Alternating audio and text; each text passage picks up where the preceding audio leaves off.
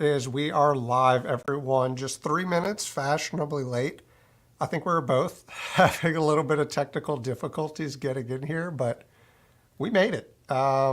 Everyone, welcome Mr. Techno Tim to the stream.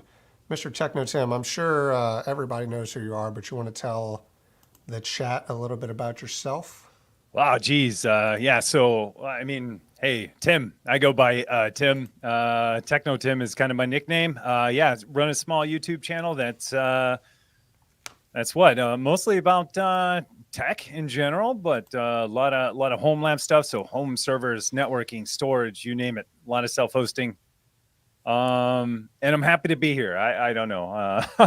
How far do you want me to go on my origin story? I was hoping you would just talk about what an RGB aficionado you are, because I tried to match it up with you today I with my like it. background lighting. Oh, I noticed. We didn't actually even discuss this beforehand. Like, we just got into the call together like 30 seconds ago, so none of that was planned. That's just how we roll here. But everyone in the chat, welcome. Who do we have in here today, tonight, wherever you are? Mr. Matt Sargent, welcome. Mr. Allen, Jason Bundy, what is up? Real Bad Mike, there he is. Robert, what is up? Karamit, Antonio, Zach, Gaming and Let's Play videos. Dave, welcome. Travis, welcome to the stream, everyone. I think you tweeted out, it was funny, like, this has been a year in the making. I think we first tried to do a live stream like a year ago together, and we both, for one reason or another, had to postpone and keep postponing, and we finally made it. Yeah, totally. It's been yeah, I think it has been a year. It might have been when your wife was pregnant. I'm not sure. It might have been way back then. So probably before that. But yeah, we've been playing ping pong. There was a couple times it didn't work with me, and then didn't work with you, and Yeah. and then But, all the other collabs and everything else get in the way. But we're here now. yep, we made it. So yeah, welcome. I don't know that we didn't come in with too many specific topics today. I know the one that's been floating around that everyone's been talking about. The hot topic is Unraid's new pricing model. Have you checked that out? I did a little bit. I wasn't familiar with it before. I see that 6 drives. There's a limit. They base it based on the pricing is based on how many drives you have. Did they change that? Because that's how I knew it before. It was like 6 drives is 59, and anything above that's like a double. Yeah. So the pricing beforehand was, like you were saying, a tiered approach where basically, I guess we can go to what it is today. It's not even what I wanted to. Just want to go to Unraid's page.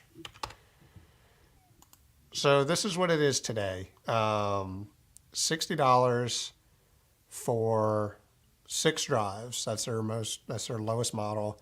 $90 for 12 drives, and then $130 for as many as you want.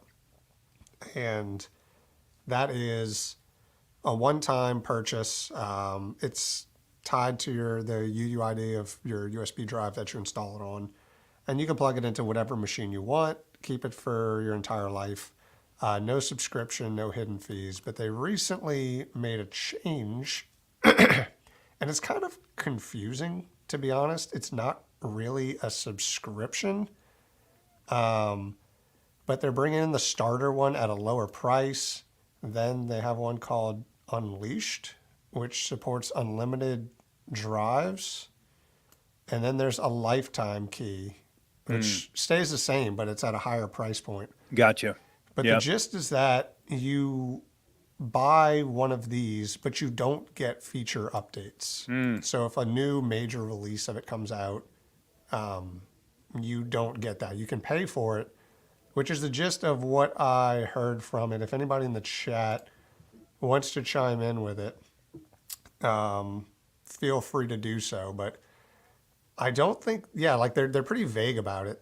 I don't think there's any concrete numbers that have come out, but You know what this reminds me of? This reminds me of like the app-based model, kind of, sort of. You know how like apps. If you publish an app in the app store, you pay for it once, you get it lifetime. You know, and basically you get all features. But someday they might release a version 2, Hmm. not allow that feature to go out to the main app. They'll just build another app, and people then will have to buy it again. Which is tough. Like, this is tough in general. Like, you know, probably don't like price changes or price hikes or anything like that. But doing software and working for many startups, it's tough. Like, if you want those companies to stay around, you kind of have to invest in them. And by investing in them, it's buying their products. So it's a tough call. I see it both ways. Yeah, and once I saw, I think the first I heard about it was someone in my Discord came in and was like, "Hey, have you seen the new subscription-based model for Unraid?" And I was like, "Oh no, like, oh, that's not going to go over well." Yeah, after that, customers will be able to pay an optional extension fee, which makes them eligible. I got it, got it, got it. So you basically renew your subscription, right? Right. You pay Yeah. for it once. This is the Blue Iris model, right? This is Hmm. exactly how Blue Iris is. If you've done camera security, it's basically like you're buying a support license, a support contract, pretty much, right? Where you buy it once up front, you get free updates for a year. After that, you get no updates. And if you want the updates again, you renew, you know? Yeah, and it's I, I'm not on the business side of things, so anytime I see a big company like that make changes like this, and obviously all the changes have something to do with money and their financials, I usually don't have much to say about that because I don't run a giant business. I don't know what their business model looks like, so I can't sit here from my tiny office and say, "Yeah, that's the wrong choice." What do you Yeah. guys know? So as a minimal Unraid user, I have one key, and if you have a lifetime key or a pro key, it's grandfathered in. So I don't have much to say about this or in terms of like being upset or anything. But surprisingly, when I went to like the forums and stuff, people are like, "Yeah, yeah, this is fine, this is good," which I was surprised at. Anytime you hear about subscription and optional payments that you have to make for upgrades, I figured pitchforks would be out, but Well, the people in the forums are paying for the software already, and they that's true. probably love the software, right? I mean, I see this a lot with some companies where they Plex is one that people either love it or hate it, right? And so some people will buy the lifetime, some people won't buy the lifetime because they want to support them even more, which means pay them more over time. But it's a tough call. I don't know it. I'm never, yeah, like you said, you don't know the financials of this company. You don't Right. know what they're paying. Like, they have to pay people to eat, to work, Yeah. like, businesses have to make money to survive. And so, you know, hey, either someone came in and said, here's an opportunity to make more money, or they said, hey, we need to make money or we're not going to be around. Yeah. Or Those are else. kind of the two options. And so neither of them look good. And so, yeah, it's 100% speculating. I've never talked to anyone with the Unraid team or anything like that. But those are the kind of things you see. And times are tough right now. Times are tough in tech and stuff like that. So, Yeah. yeah, You definitely haven't seen any major tech companies doing mass hires, that's for sure. yeah, yeah. And I, So, I assume Unraid is pretty small business, you right. know, Yeah. Comparatively, yeah. yeah. I don't think it's very big at all. And yeah, that was a good point in saying that the people who use Unraid are already paying for it. So it's not like they're, it's for example, like if Proxmox all of a sudden was like, "Hey guys, guess what? Proxmox isn't free anymore. You have to pay for a subscription." I don't think that would go over very well No, no. I mean, because the BMX Exodus, and everyone would all of a sudden exactly love XC, XPC, XCPNG. XCPNG. Yeah, yeah. So Yeah, I can usually get it right. yeah, that would it's it. I think well, yeah, like you said, a lot of people are already paying for it. Everyone's already paying for Unraid, so I don't think it'll be that big of a deal, but yeah, I don't know, but Yeah, we'll it's see. tough. Yeah, Yeah, yeah. we'll see. I was saying Blue Iris did this. They've done that since the beginning of time, and I bought it once, and then they moved to that same model. And there, to be honest, there was years I skipped. I'm like, nah, I'm good. I'm on like the latest, minor version. Do I need a couple more minor versions? No. And it's Right. not like I didn't consciously more so that like I just didn't even pay for it. And here I was 6 months behind, but the system was still running fine.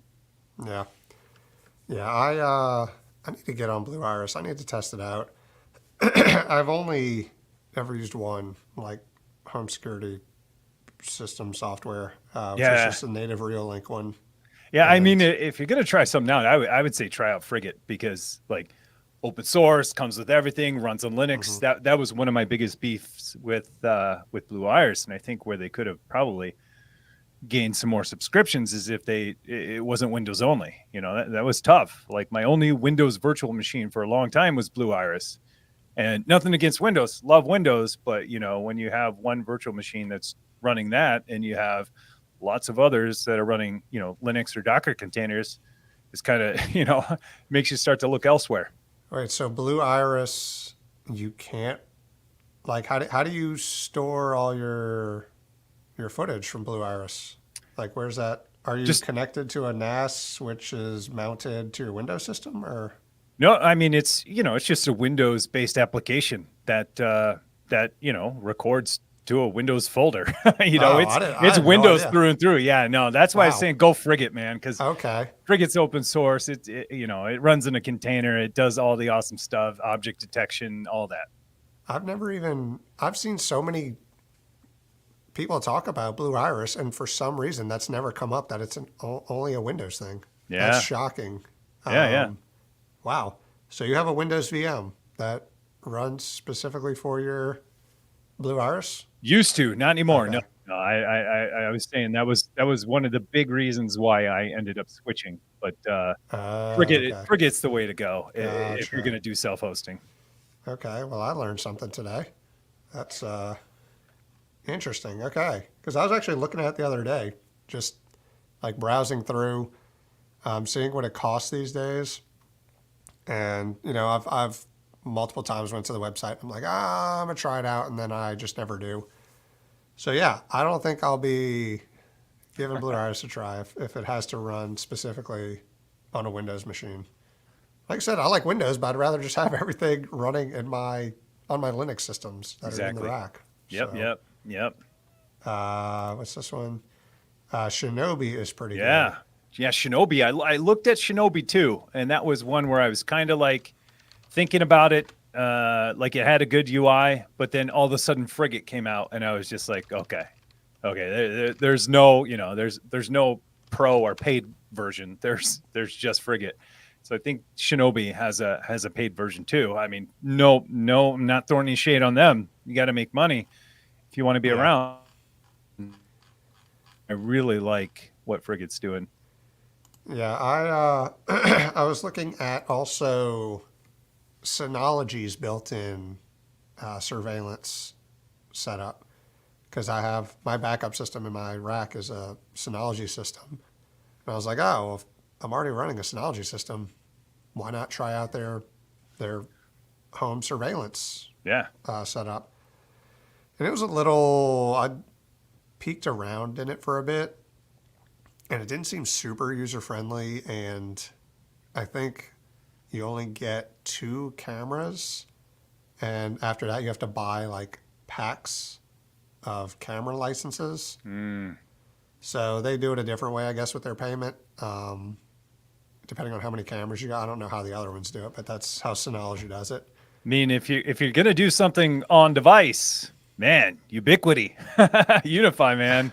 I I I mean, if have you're gonna do something that's on a closed system, man, Unifies is so good. Protect is so good. That's what I use now. So yeah I it's have. They so good. sent me a care package of just a bunch of random cameras, and I haven't. I have one set up right now, actually, just sitting here in my office on the ground because I just wanted to get one set up to see what just the interface was like because I never tried Protect. So that one's just been running. I was like, oh, I'll run it for like a week and then I'll get everything else set up. It's been sitting there for probably like a month. I'm like, other videos keep getting pushed in front, and I'm just like, all right, at some point I got to set these cameras up and try it. So Yeah, I know that drill. I know that drill. I'm now at the point where I do not start anything new until I get the next video out. It's so tough to do that. But I have a stack of things over there. I have a pair of headphones, and I'm like, I cannot do anything else until I get the next video out. so You know that struggle. oh yeah. So without giving any spoilers or anything, is there any cool projects you're working on currently, or some that you haven't quite got to that you want to talk about? Yeah, good point. I mean, I have a video coming out soon. It's nothing like super. I don't know. I think it's interesting, but it's nothing like knock your socks off type video. But a good tutorial of something self-hosted to follow. My big thing that I've been working on for a while that I just need to after this video gives me some a little bit of lead time. But I'm actually building my own private cloud. I have 3 servers back there that used to be in my rack, and I'm moving them to a colo here in downtown Minneapolis. I hooked up with some guys who rent out a rack, and they said, "Hey, we have some extra free space. Want to host your stuff here? We're in Minnesota." And I said, "Heck yeah, I do." so Nice. so yeah, so I'm building a. I'm basically I'm going to be self-hosting the things I'm still self-hosting, but no longer in my house, Yeah. in a real colo. So which is kind of nice, you know. If the internet goes out in my house, people don't have documentation, and hopefully, you Yeah. know, if you know I get it to there, then that won't be the case. But that's interesting to me. It's going to be interesting. It's just you know basically building my own slice of a rack in a data center. Yeah, that is cool. Like I've thought about that kind of what would I want to move out of, like if I had a space like that. The only thing I'm kind of running outside of my house, like in terms of actual hardware, is I have my remote backup Synology, little DS923 at a friend of mine's house, like a couple of neighborhoods over.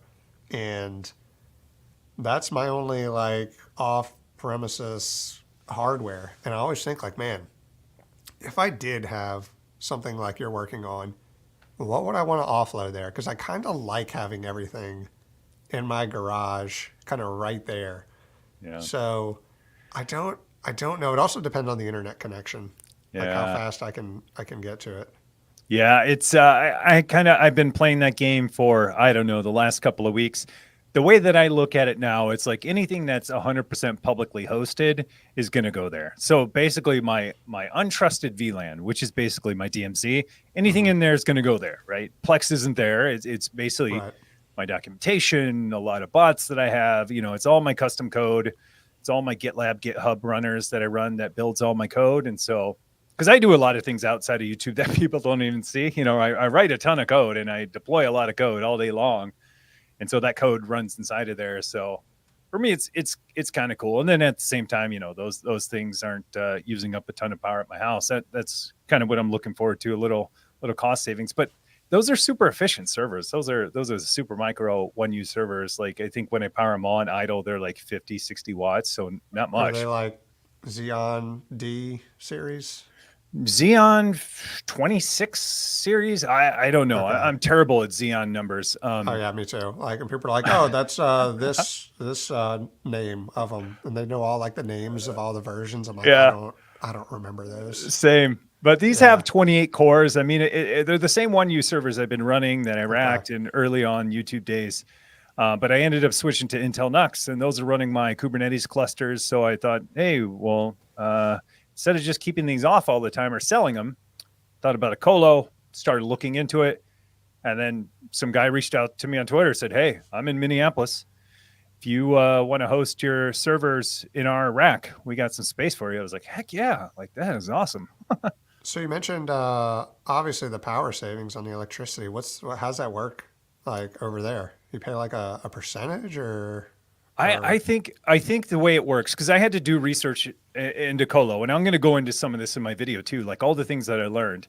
But some will rent you the whole rack, some will rent you a quarter of the rack, however much, and then they'll give you a power allotment. You know, they'll say how much power you could use for whatever you're renting, and I assume they'll charge over that. Same with data, same with everything else. But you know, everyone I talked to that I was getting a quote for, they were like, "You're way under anything. Like we probably won't even like measure yours." You know, because I told them, yeah, "Hey, I have 3 1U servers, you know, in a UDM Pro or my router, my firewall." They're like, we're not even worried about you ever going over the power yeah. usage." I'm like, "Do you know what I'm doing?" No. Yeah, You'll have multiple NVIDIA GPUs running AI models with like petabytes worth of data that's right. or That's spinning right. drives. We have a question. Hey, Tim and Brett, why not use a 4 node server to host your stuff? I don't know. I mean, you can. It all comes down to quorum, and you want to have 3 or over in. I mean, depending on how you set up your worker nodes and everything, but you can have a 4. Now, I think 3 is just the easiest. It's the minimal you want in terms of a HA setup. So I think that's what a lot of people do. You can certainly have 4, 5, 6, 11, a zillion. But yeah, I think 3 is just the most common. It's the easiest. It's the minimal you can do, especially for home labbing. So I think that's just what a lot of people do. But I mean, you can speak on that, Tim. I know you're Yeah. an No, HA yeah, man. no. I just echo what you're saying. Yeah, three is the minimum for quorum for most things. For for Proxmox, for Kubernetes, or anything that keeps quorum. Um, yeah, you absolutely could go 4. The way I look at it is 3 is my minimum for anything that requires quorum. It's going to be 3, which gives me 2 nodes. Really, if one dies, it could stay up. One more dies, you're gone. You're toast. Um, but you could go 4. And the nice thing, if we're talking like Kubernetes or anything that, if we're talking about clustering in general, the nice thing is that's what you want to do. You want to scale horizontally. You want to scale horizontally. So like in my 3 Intel NUCs, if I run out of RAM or disk space or a compute on one of them, I'm not going to throw a whole bunch of RAM into it or replace the processor or throw more hard drives. I'm just going to buy one more NUC and do exactly what you said. Now I have 4 nodes, spread that load across, and 5 nodes and 6 nodes. And so I'm a huge fan of, spreading, growing horizontally or scaling horizontally versus vertically. I totally get it. Like some people scale vertically because they have one server. So yeah, put as much RAM and as much compute and as much disk space as you can. But I went Yeah. smaller so I could just keep buying small, little packages of things to add. Yeah, I was going to say it's a lot easier to expand out your cluster when it's sipping like 50 watts and you can snag one for a few $100 Yeah. rather than a big old Xeon system with like terabytes worth of RAM and some of these ridiculous Yeah. servers these people have. Intel NUC versus Minis Forum debate. Well, technically, what Intel NUC doesn't exist anymore. Actually, they do. I think who picked them up? Like Asus. Yeah, Asus. Yeah, Asus. So Asus it's makes. Asus NUC now. Yeah. Yeah. So rest in peace, the original Intel NUCs. But man, Minis Forum makes some legit stuff. That MS, what is it? MS-01. I feel like Yeah. a couple people put videos out on it. That thing is slick. Yeah, beast mode. That's the one with the 10 gig, right? Yeah. I'm terrible when it comes to part numbers, but Yeah. yeah, that's the one with 10 gig. Yeah, it looks pretty awesome. I think Hardware Haven and Yeah. even Tom Lawrence put something out on it. Yeah. Yeah. That's the hot new mini PC these days. And I think Minis Forum is kind of like that premier tier level when you talk about mini PCs because I said this before on some other streams. Like mini PCs have gotten so popular. Like Yeah. when you had like the Intel NUCs just coming out like years and years ago, they were these tiny little almost worthless little systems. Like because as we've gone over the years and as power efficiency has gotten so much better, chips have gotten more powerful. Now everyone's cramming an insane amount of power in these tiny little systems that like like you said, you're a good example of you went from full 1U servers to just 3 NUCs. And I mean, have you seen any performance difference, like in terms of just your Um, hosting stuff? I mean, yeah. I mean, I had I had to temper my expectations a little bit. Like, so I went into it thinking, yeah, I'm gonna back out, right? I'm gonna back out. So, I kept my 1U servers in the rack, and I thought, this will never work. Migrated some workloads there, and yeah, it works surprisingly well. Albeit I have NVMe drives in there and SSDs, and I maxed out the RAM to 64 gigs. But what I found is like a lot of my like workloads that are running in there, they're typical web stuff, web servers, websites, database. Well, databases is probably not typical stuff of Kubernetes, but it is for me. And I found almost zero difference in performance at all, like noticeable. I measure my stuff from the outside, basically the end user experience. So did my response times go up? No. And Yeah. that's all that matters to me, like, because that's what anyone's going to measure it against. But did my disk IO go up a little bit? Yeah, but it again, like as long as my response times are acceptable, it doesn't matter, But What chips are in those NUCs that you're running? I'm running. What am I? You're man. 11th gen. So I'm running the Okay, 11th gen 11 one. gen. Yeah, yeah. So Okay, yeah, so something pretty modern. yeah. Okay. Yeah, I bought 11th gen years ago to replace my 5th gen or 4th Oh gen, yeah, one or the other. that's a big leap. Yeah, and I was like, "Whoa, these are beast modes. Oh, these are awesome." And then that's when I got the idea. Well, maybe I could just cluster, build my internal Kubernetes cluster for my internally hosted stuff. And so I bought 2 more, bought one randomly, like Newegg and somewhere else because they were discontinued. Yeah, And it's nice. They have 2.5 gig networking, can have up to 64 gigs of RAM, have an NVMe slot, which is perfect for my VMs, and it has quick sync on there too. So if I want to do some transcoding with Plex, even though I don't, I can. Well, maybe in the future. yeah. Yeah, once I move my public workloads off of this thing, now I can run all home workloads, which is going to be interesting too. Man, QuickSync is just the biggest cheat codes when it comes to hosting Plex servers. Like my last couple of videos have been in the ballpark of to where I'd be testing stuff like that. And yeah, like just offloading like something a little bit modern. Like I tested the i3 14th gen, like the lowest i3, the most modern one. And man, that thing rips Yeah. through some transcoding. I'm like, dude, this is the lowest tier Intel chip. Like this Yeah. thing is crazy good. Yeah. Yeah. Which Intel's they're doing a lot of good stuff. I think they're, doing a lot of right stuff.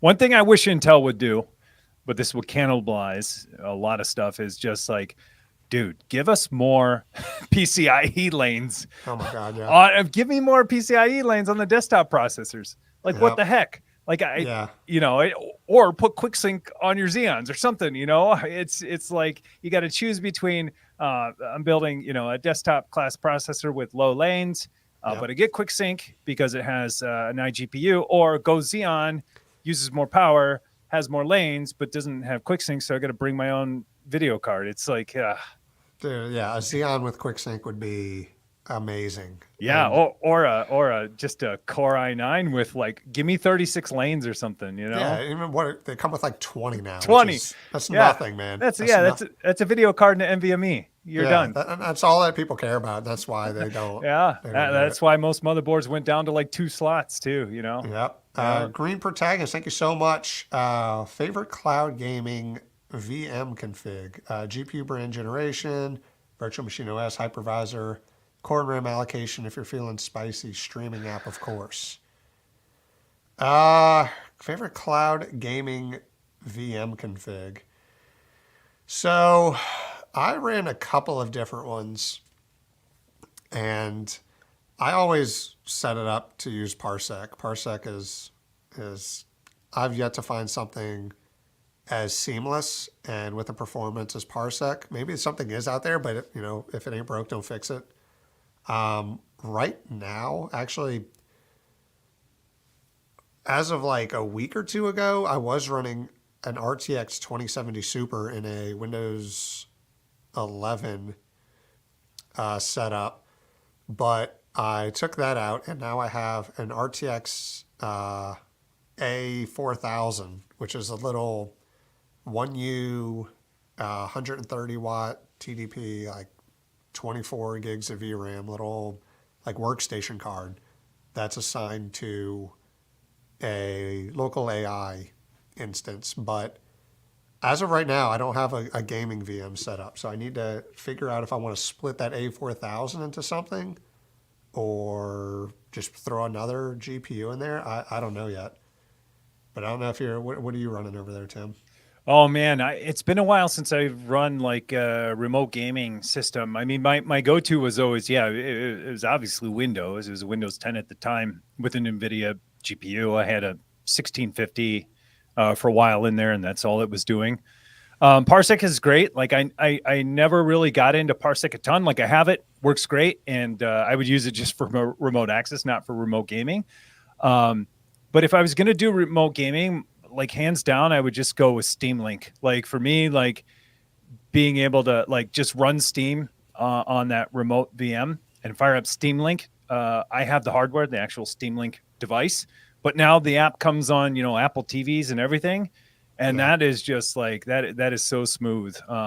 It's still magic to me how smooth Steam Link runs between, your a virtualized gaming PC and then, your Apple TV or whatever you have. It's awesome. It's awesome. Yeah.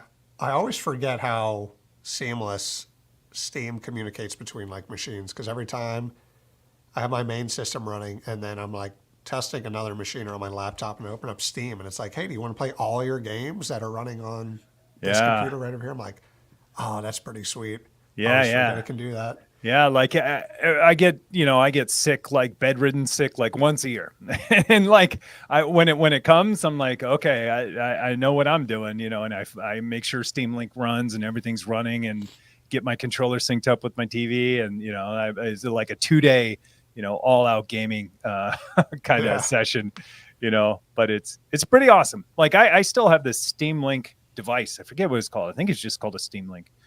But now that it's on TVs, it's on Samsung TVs, it's on Apple TV, and it's awesome. And I think Moonlight is the open Yeah. source version of that, Yeah. which which will play all your games, which is pretty awesome. Yes. Yeah.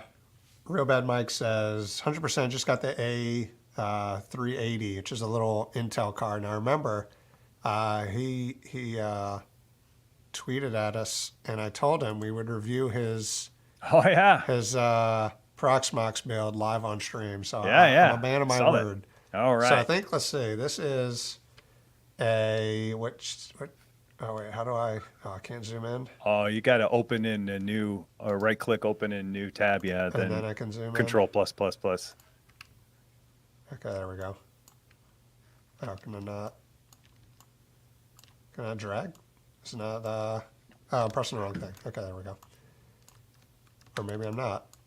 Oh goodness. Okay. Anyway, Are you on Linux right now? I forgot. Are you still? I am. Yes. Yeah. It's just control. You should be able to hit control and the plus sign, right? Yeah, I can zoom in, but I can't like move around. I Ah, was gonna got try you. to, Scroll the mouse. Yeah, there you go. Yeah, I can go. Okay. No, Okay, is it shift? horizontal. You got Okay, yeah. shift is Oh yeah, got good it. call. Okay, yeah, Good yeah, call. we're good. Anyway. Yeah. All right. So Ryzen 7, 5800X3D. So this is the beastly top of the line. Oh no, they made a. Did they make a? No, they didn't make a fifth gen Ryzen 9 X3D. So this is like the gaming chip from that generation. So this is a beastly chip.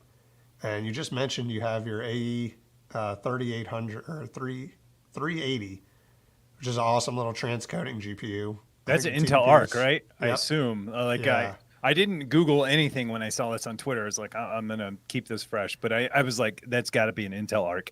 Yeah. A 380 is like, I'm pretty sure it's their lowest tier, but like they come in at I think $120 or something. And with the amount of transcoding power they pack into this, they're freaking sick. Yeah, Especially when your CPU doesn't have any integrated graphics. that's So, right. Yeah, that is right. and then this looks to be 10 gig card, Ethernet, I'm it's betting. got it's got to be a 10 gig card. Yeah, Ethernet though. Yeah. And let's see. Whoa. This looks like your standard. Well, this is a can't tell what Double. tower this is, but definitely enough to cool it. Yeah. And this is the what Asus Tough? Is that the Tough? Yeah, Tough. I think that's a Gaming. tough logo. Yeah, yeah. Yeah, so yeah, this is plenty. Obviously, depending on your use case, but yeah, this is a solid setup. So if you're running Plex, that A380 won't have any issues at all. Yeah, man, I'm so ready for Intel to release like a one slot or a 1U version of this. You know, I think it's a true one slot, whatever. Yeah. But if Intel would just release one of those, I heard that they have one like OEM. But you The can, one he has right there. yeah, well, just any Intel Art card that's Yeah. only one slot high, because I that's all I have room for, and I'm just waiting for them because I want to transcode all of my old YouTube footage into archival. I think that AV1 is finally the archival codec we're looking for, Yep. and I want to do that. And I want to do it hardware. I could do it software, but it would take forever, unless I Yeah, just buy a Mac Mini and just let it run for 8 months. I mean, with how cheap Mac Minis are these days, but yeah, when I was doing the shopping because I knew I wanted a new dedicated GPU for my AI stuff, Yeah. and the big thing with the AI is the amount of VRAM, Yep. and I never really understood it because when people are like, "Oh, I need 6 GPUs each with 40 gigs of VRAM. Like, I need more VRAM." Like, why? That sounds like so Yeah. much. And then I got a GPU. I was running that RTX 2070 for a while, and it has 8 gigs of VRAM, and I load one model into it, which was 6 gigs. And I was Yeah. like, I have no room left. Yeah. Yeah. And Yeah. if you want to play with 2 models, like, you have to offload one, then reload the next one in, and then it has to reinitialize. So with the RTX 4000, it has 24 gigs, so I can load 3 models in there and just mess around so much better. And it's Yeah. 1U. It's fantastic. Yeah, yeah, it's interesting because like Olama, like they mentioned some of the minimum requirements for it, and yeah, it's VRAM heavy, and the thing is, I think if you don't even meet the minimum VRAM, it's still going to use the CPU. So there's probably people out there who are like, "Why is Yep. my GPU not working? I have it in here, it's still so slow." Well, if you Yep. don't have the minimum VRAM, it's not going to use it at all. So Yep. yeah, Yeah. it's interesting stuff. I have a 3090 that's still in my Windows machine right there that I'm not using, but hopefully I'll be using it soon. You're getting into jumping on the AI train, or I'm not sure. I mean, I did a little ML stuff in the past, and this was for software development. So little ML, and then object detection stuff just for fun. But I don't know. Yeah, I don't know. I think it's all cool and everything, but at the same time, I know it takes a ton of horsepower to run in your own system, like self-hosting it. It's like boggles my mind to think of like how quickly Chat GPT and these systems are able to crank this stuff out. They just have so much compute behind it. It's just like, man, it's like frying. Data centers are just like, you thought they were hot from Bitcoin mining. Now it's like 10x. it's nuts. Yeah, yeah. But yeah, I definitely enjoyed going from the RTX 2070 to now that new card, that workstation card, idles at like 8 watts. Yeah. And it maxed out. It has a TDP of, I think, 130.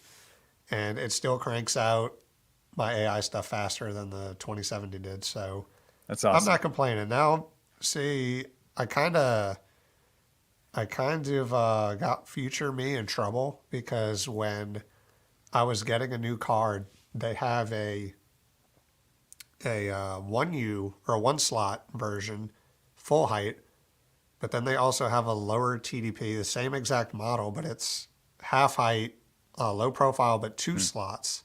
Hmm. And I was like, man, it'd be cool to just have like a little low profile 2U like AI server.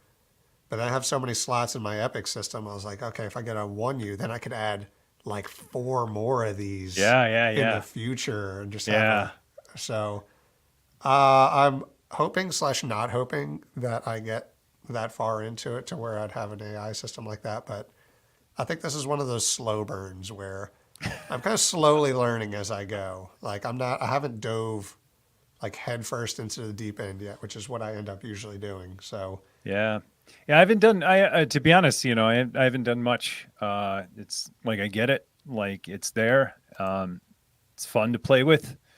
But yeah, I yeah, haven't used it for any real practical thing except for I mean, if we're talking like well, use cases for it.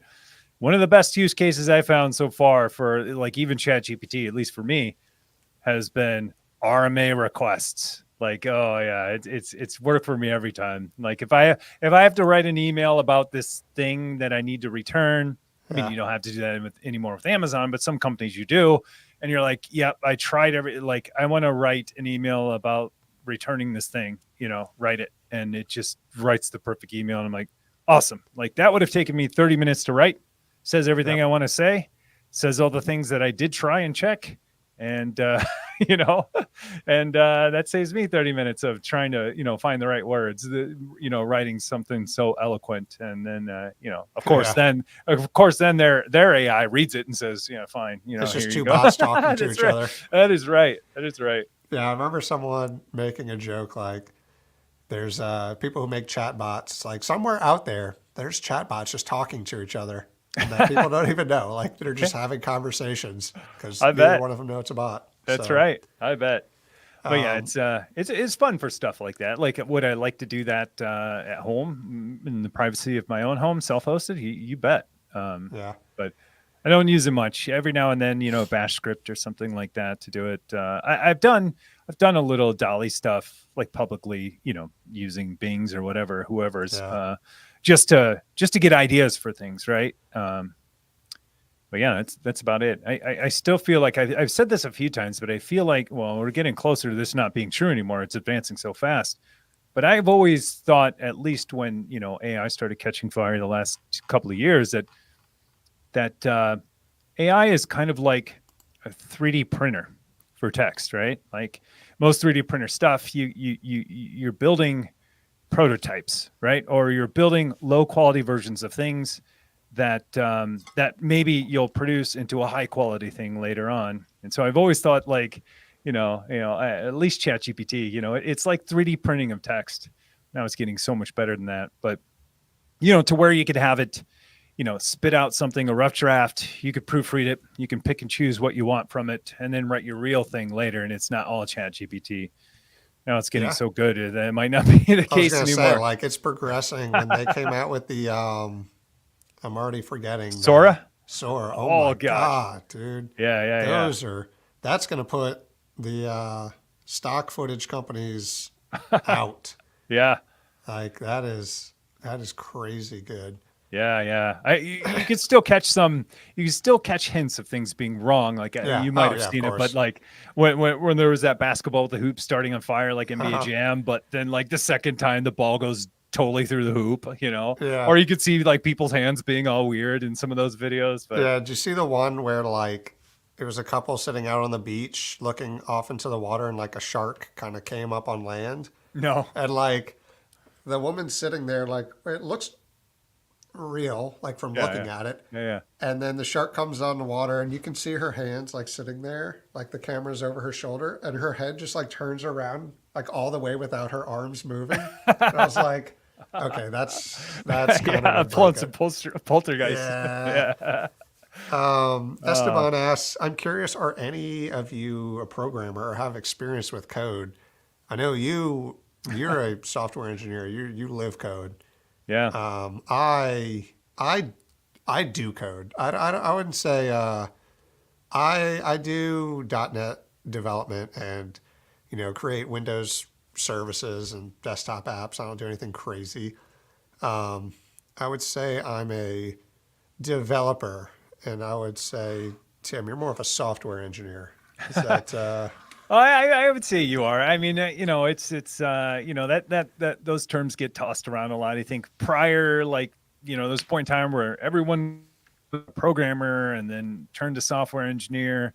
I think kind of, I don't know, the difference I learned is, with at least with software engineering, you think more about architecture and stuff like that too, right? You think about things holistically. But I think I wouldn't call yourself not a software engineer. If you're writing software and you're designing systems and you're building it, I'd say that's software engineering. All right, I'll take it. I'll put that on my resume. But .NET though, I will hold that against you though. Look, man, I don't have a choice. That is what we our I'm teasing. entire stuff is built upon. I'm teasing. Hey, I learned on .NET. VB.NET is how I got started. Then it jumped right into C#. So Yeah, I I tease. mean, I'm still in C sharp. Yeah, I Yeah. started with VB back in the day on when I was learning just in Excel through Same, VBA, Yeah. and then progressed into VB.NET and then C sharp with web-based apps, MVC, Oh yeah. MVC. ASP.NET Yeah. stuff. Yeah, Yeah. so ASP.NET. Yeah.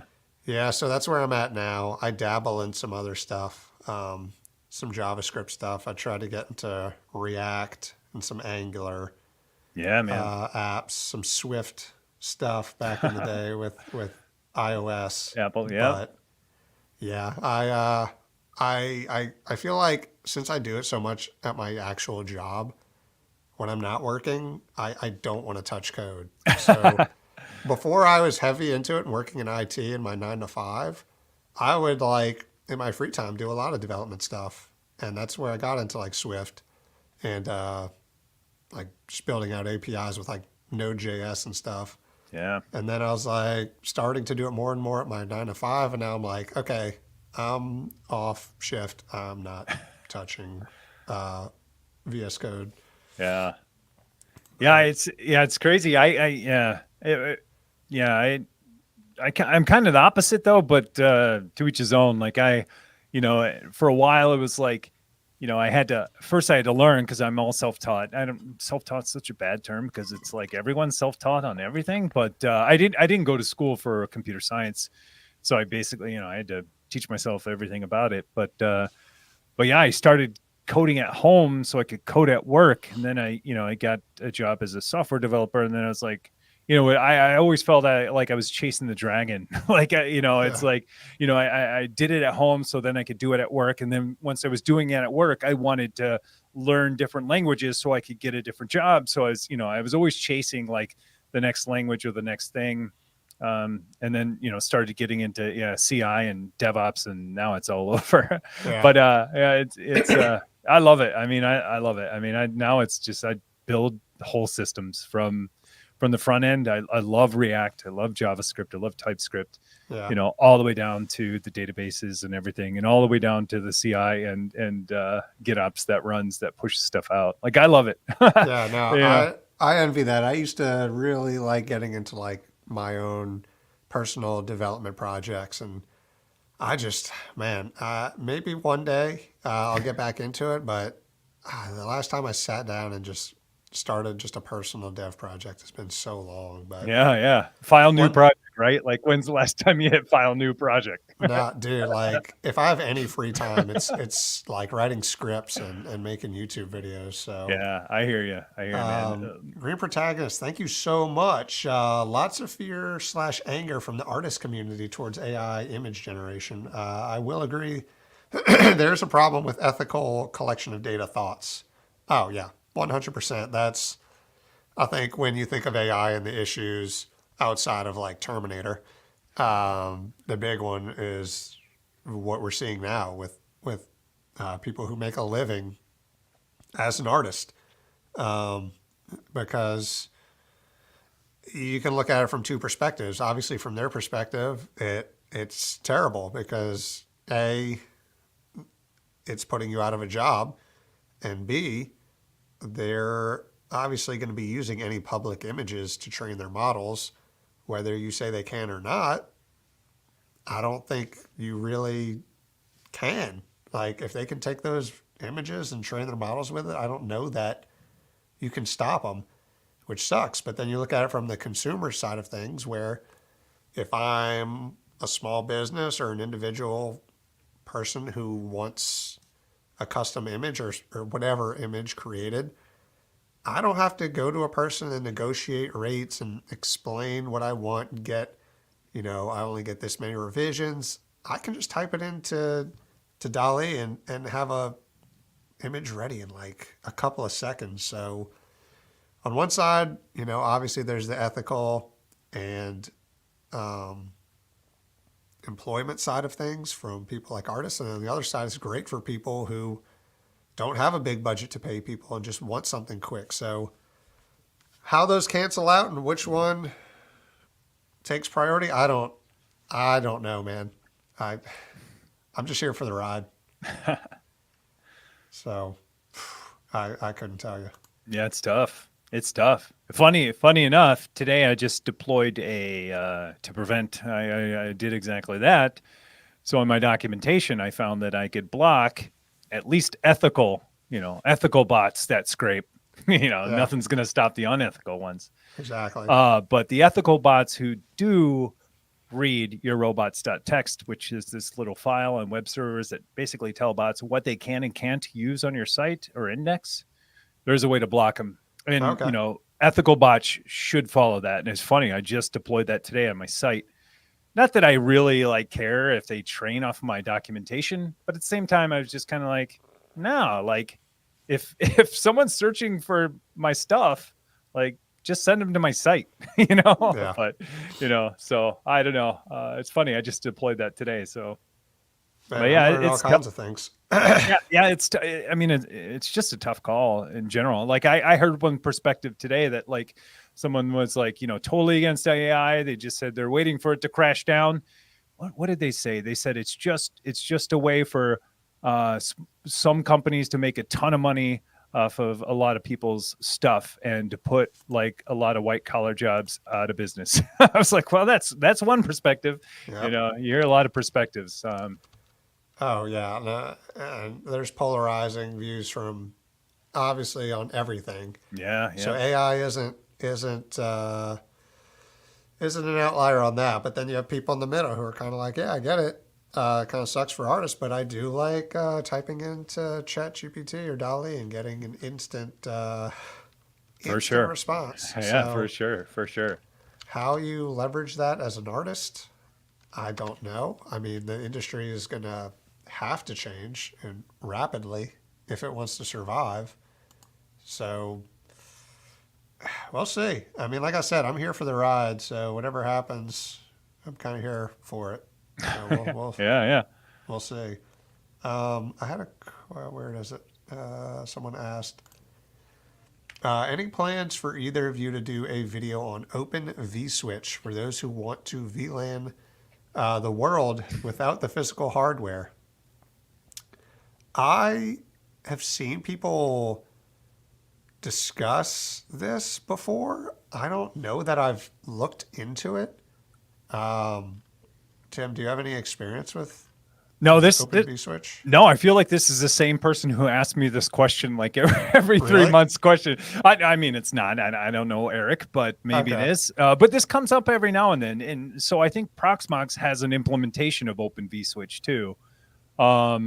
But I don't use it. I haven't used it. But yeah, I think it's also included with Proxmox. You could drop their switching and use Open vSwitch instead. But I haven't used it. I don't know anything about it. Interesting. Yeah, I'm not super into the weeds with networking stuff. I kind of stay high level when it comes to networking. As long as my VLANs work, as long as my firewall rules make sense, I don't tend to dig too much further into the weeds there. Yeah. But so if you have a switch, from what I understand, all major switches are pretty much ASICs, right? They don't run, they run specific chips to do network switching, right? So Yeah. I can't imagine a software running on just consumer level, like a consumer CPU, is going to perform that well, right?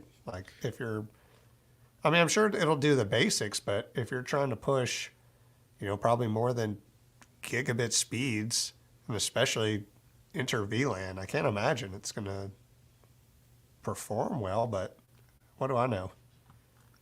Yeah, yeah. It just depends. Yeah, throughput and how many rules you have. I have no idea though. Like I said, like I've seen that there's an implementation on Proxmox you could choose. I've never done it though. Yeah. But someone does ask me, I swear, every like 3 months, like, hey, can you do a video on Open vSwitch and VLANs? So it's exactly this. So I guess people do want to see it. And I mean, Yeah. maybe that's a Well, testament to like maybe someone should do it because people are asking. yeah, But you know how really. that goes, though. You know how that goes. Like, Yeah. yeah, you know, oh, Yeah, five people yeah. asked. This one's hot, and you do it, and it's like crickets. Yeah. Yeah. Because you get like the 3 people in the world that actually want the video all commenting at the same time. You're like, oh my God, everyone wants to see this video. I'm about to put out a banger. Yeah, I've 10, been there. 10 out of 10. You're like, Yeah, oh, yeah, great. yeah. It's your new 10 out of 10 too, right? Oh, It's so yeah. bad that it hangs out there for a while. Yeah. Is the Zima board worth getting to start into Home Lab, or should I wait for something newer?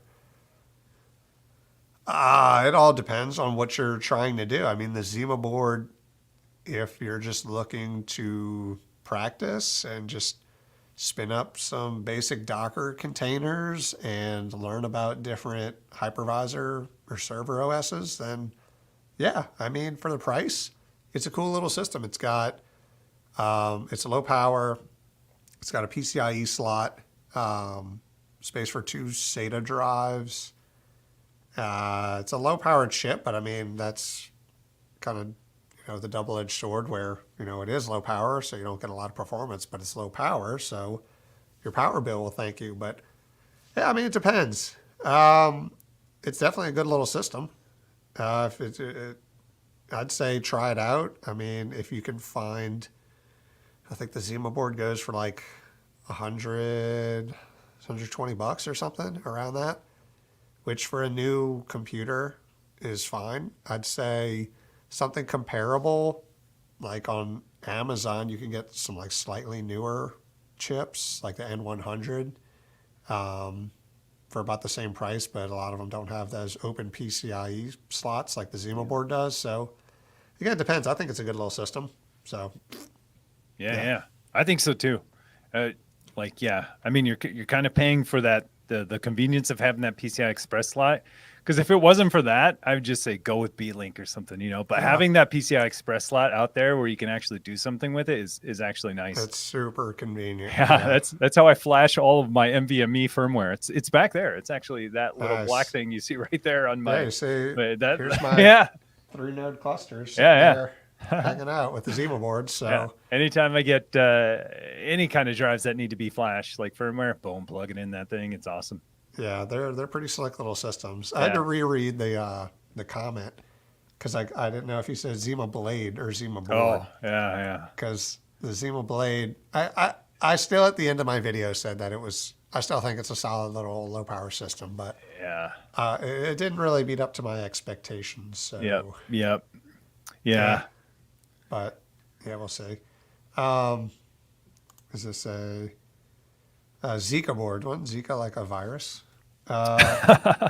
Zima board question. Also curious about the Turing Pi cluster. Man, those are freaking cool. And Jeff Geerling just did a live stream today with his. He was benchmarking it, and man, I've kind of been going back and forth with the Turing Pi Twitter. Whoever runs a Twitter account, like Yeah. kind of Yeah. poking. I'm like, hey, I know. you want to? Yeah. You I want to send saw me something? I saw some of your comments. It's like, I was come like, on, yeah. please. Something I'll do like a back video on rub. I think you were like, I'll it. give you Yeah. a back rub or something. I want ones that are so cool. Like, but God, they're expensive. Yeah. The Yeah. the 32 gig. I guess what do you call it? The little system on a module is what Jeff called it today. Yep. But yeah, it's $300 Yeah. for one of them, Yeah. and it's like you can be looking at over $1,000 for a tiny little cluster setup, which is hard to justify without a specific need, because I don't have a specific need for it. I have my low power cluster running over here. I have my HA Proxmox cluster running in my lab. I don't need another cluster, but that hasn't stopped me before in life from making bad financial decisions. So Yeah, I have the Turing Pi 2, the board, and I yeah, have compute modules with it, and even NVIDIA Jetson. Uh, pretty cool system. I have like an early engineering module that has like I need to flash some firmware and do some other things too. But I've always thought about firing it back up. what modules do you have? You have Jetson modules? So I have one Jetson module, and then I have three Pi 4 Oh, huh. compute, Yeah, compute modules. So but yeah, it's pretty cool, pretty cool. But it's yeah, still like, yeah, I wish it had like, I wish it had more slots though. But yeah. Just imagine loading that I thing know. up with even more. What does it hold? Four or Yeah, five? four. It's such an Four. odd. It's a It is. weird So, number. yeah. I mean, I feel like even three would have been like, oh, okay, that makes sense. Yeah, But I mean, yeah, I've always thought about how comical it would be to if if like Turing Pie, the company, just released like a full like 2U or 1U system where you can fit as many of those little modules in just a 19-inch rack mountable system. Like that would be. I'm sure someone's done it, but man, yeah. I This don't is know. Just something about it, like being able to fit that much just RAM and compute power into a tiny little system's pretty cool. yeah. Yeah, they are. It is super nice. I feel like I need to fire that project back up. It's like getting me pumped about doing it. I'm just not a huge fan of the micro SD cards with Raspberry Pis. It kind of burned me for a while. Like I was it just got old real quick of how slow and how unreliable micro SD is. Yeah, and they have. It's just annoying because they come. I think the Pi 5 comes native with And Gen 4. Is it Gen 4 NVM, 1X? yeah, Okay, which is enough. Well, technically enough for a Gen 3 NVMe or something. NVMe drive. Yep. So yeah, I would just see like just some native implementation of being able to use an NVMe drive just out of the box because yeah, when you think about how slow and finicky micro SD cards are when compute's only getting better and faster to where you're just leaving the bandwidth of a micro SD card in the dust. So Yeah. Yeah. I do get that. Yeah, I mean, I tried to run Kubernetes on it so many times, and it's just like No, etcd cannot keep up. Like yeah, there are not that's enough IOPS on a micro SD, and I'm just like, what a waste of time. yeah, you know? that's rough. Yep. Even running like I found with something. So I assume all your Kubernetes stuff runs on an NVMe drive, right? Like host. Have you done it on just like a regular SATA SSD? Yeah, oh yeah. Okay, SATA's even spinning is more than is okay. enough. Yeah, as long as it's very like etcd, the internal database is super sensitive to latency, either disk or Hmm. network. But you're fine. Micro SD just it won't even like it'll work. It'll work.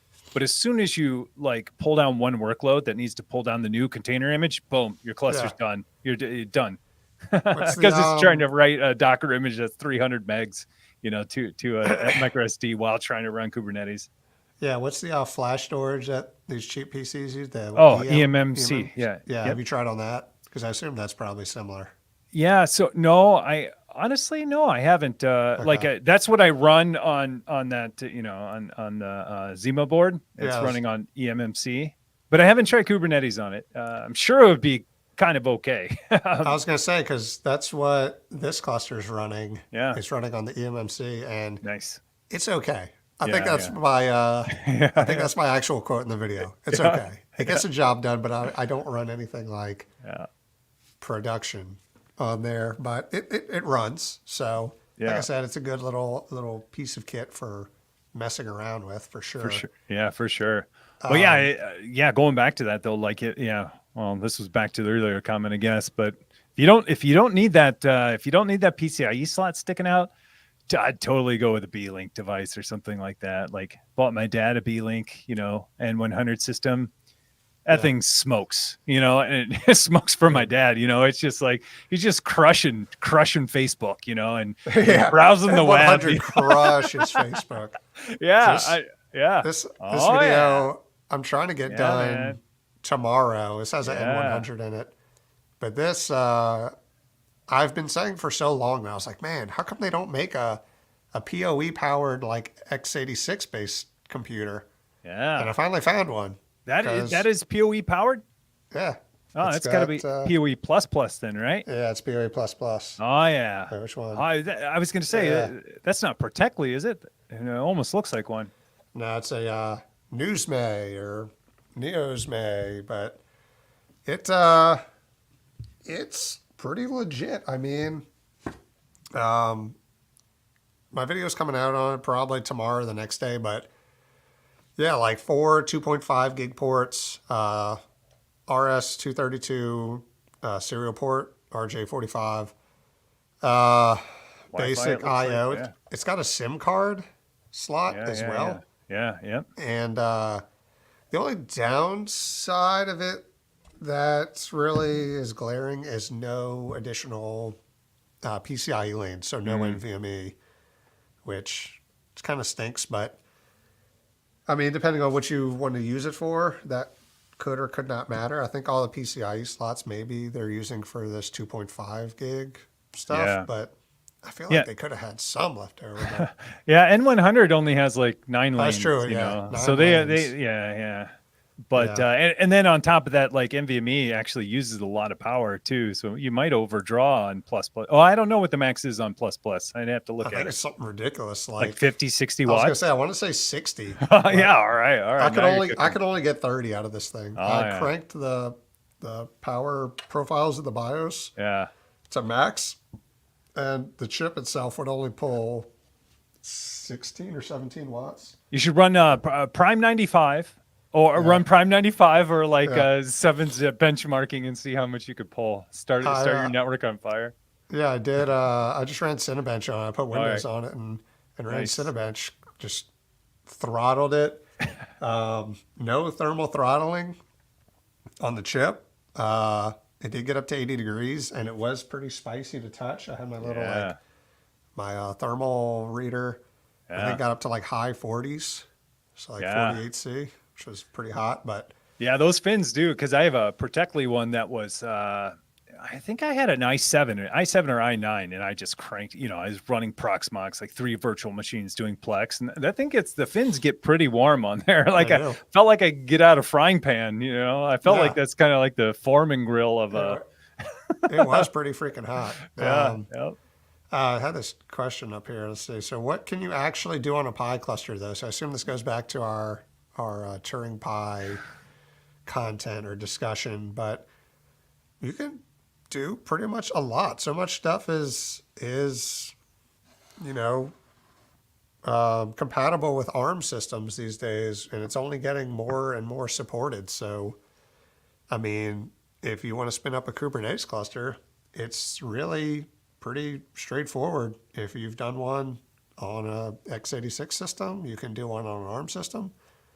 And then from there, it's just about finding images that are ARM compatible. And that's, I mean, Tim's the Tim's the Docker and Kubernetes guy, but I mean, would you say it's even any more complicated than just making sure the images you pull down are compatible Yeah, with ARM? yeah, I think that's even an implementation detail because like I installed the Ubuntu version of ARM, the ARM version of Ubuntu like server on on my Raspberry Pis. Then after that, it's like you're using apt, you're using Docker, like you don't Yep. even need to know that it's on ARM. Like all your repositories just work Yeah. because people are cross compiling they've been for a long time. So Yeah. yeah, Ubuntu get Ubuntu server, the ARM version, and you're good to go. You got your own little server. It's awesome.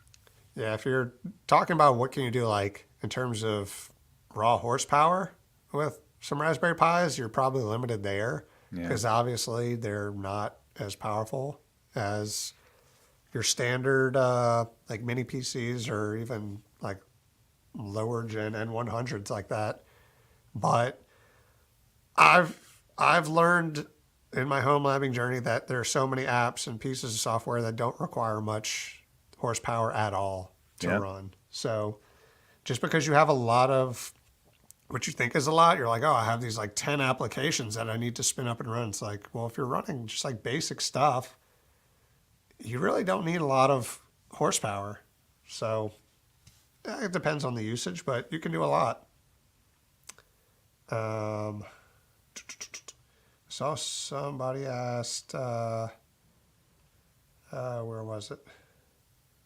This one was, I think, would y'all consider making your own PCBs for any projects?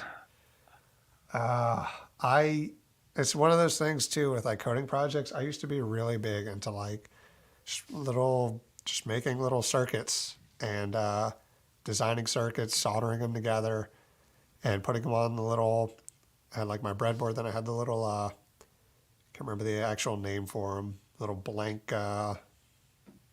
Shit, I can't remember the name. Like of a breakout board? Yeah. Well, that and it was just a little, just a PCB with the little holes in them. Can't remember what they're freaking called, but man, I used to just build circuits on that and just mess around with stuff. And I just have gotten so far away from it that I don't know if I would jump in and be creating my own PCB, but I know people that do it. You know, they have so many services out there or softwares and services where if you have a circuit design, you can plug in all the little components you want. It'll spin up a little PCB design for you. You ship it off. They'll send you a box full of them. So, but are you into hardware stuff on that level, Tim? No, honestly, no. I mean, I have this little Raspberry Pi LED screen that I built. Well, did I build it? I mean, I assembled it and did a little bit of soldering, but it's Pi based, and I basically assembled this thing. That's about as far as it goes. I mean, the most soldering I've done. I mean, I've soldered a little bit in the past, but I don't know. An old router, I remember, I had to something for DDWRT, like required for me to get a soldering iron and do something so I could transfer something over serial. Yeah. And I thought, like, after I did that, I was like, yeah, I'm ready for the next big thing. And yeah, I'm not good at it. Let me put it that way. But I don't know. I'm not the greatest when it comes to electrical engineering or stuff like that. Like I can write the software that runs on it. And if it can, if it has instructions and can be assembled without tools, I'm great at it. But yeah, I have an electrical engineering degree, but I am so far removed from that stuff that I often just don't even. It's like, oh yeah, we need an electrical engineer. I'm like, it's not me. Not even.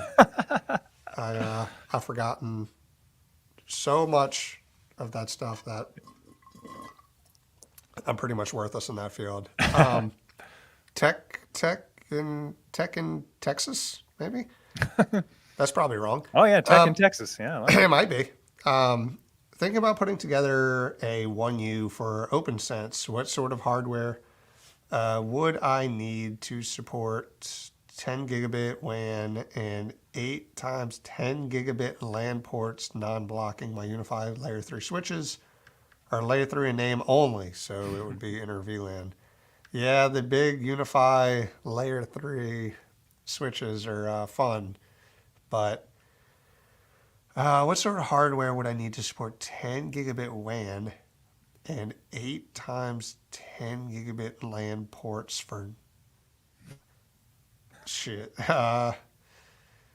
Man, you'd obviously need 10 gig in for your WAN, but man, I don't know of anything that natively you'd have 10 or 8 10 gig ports.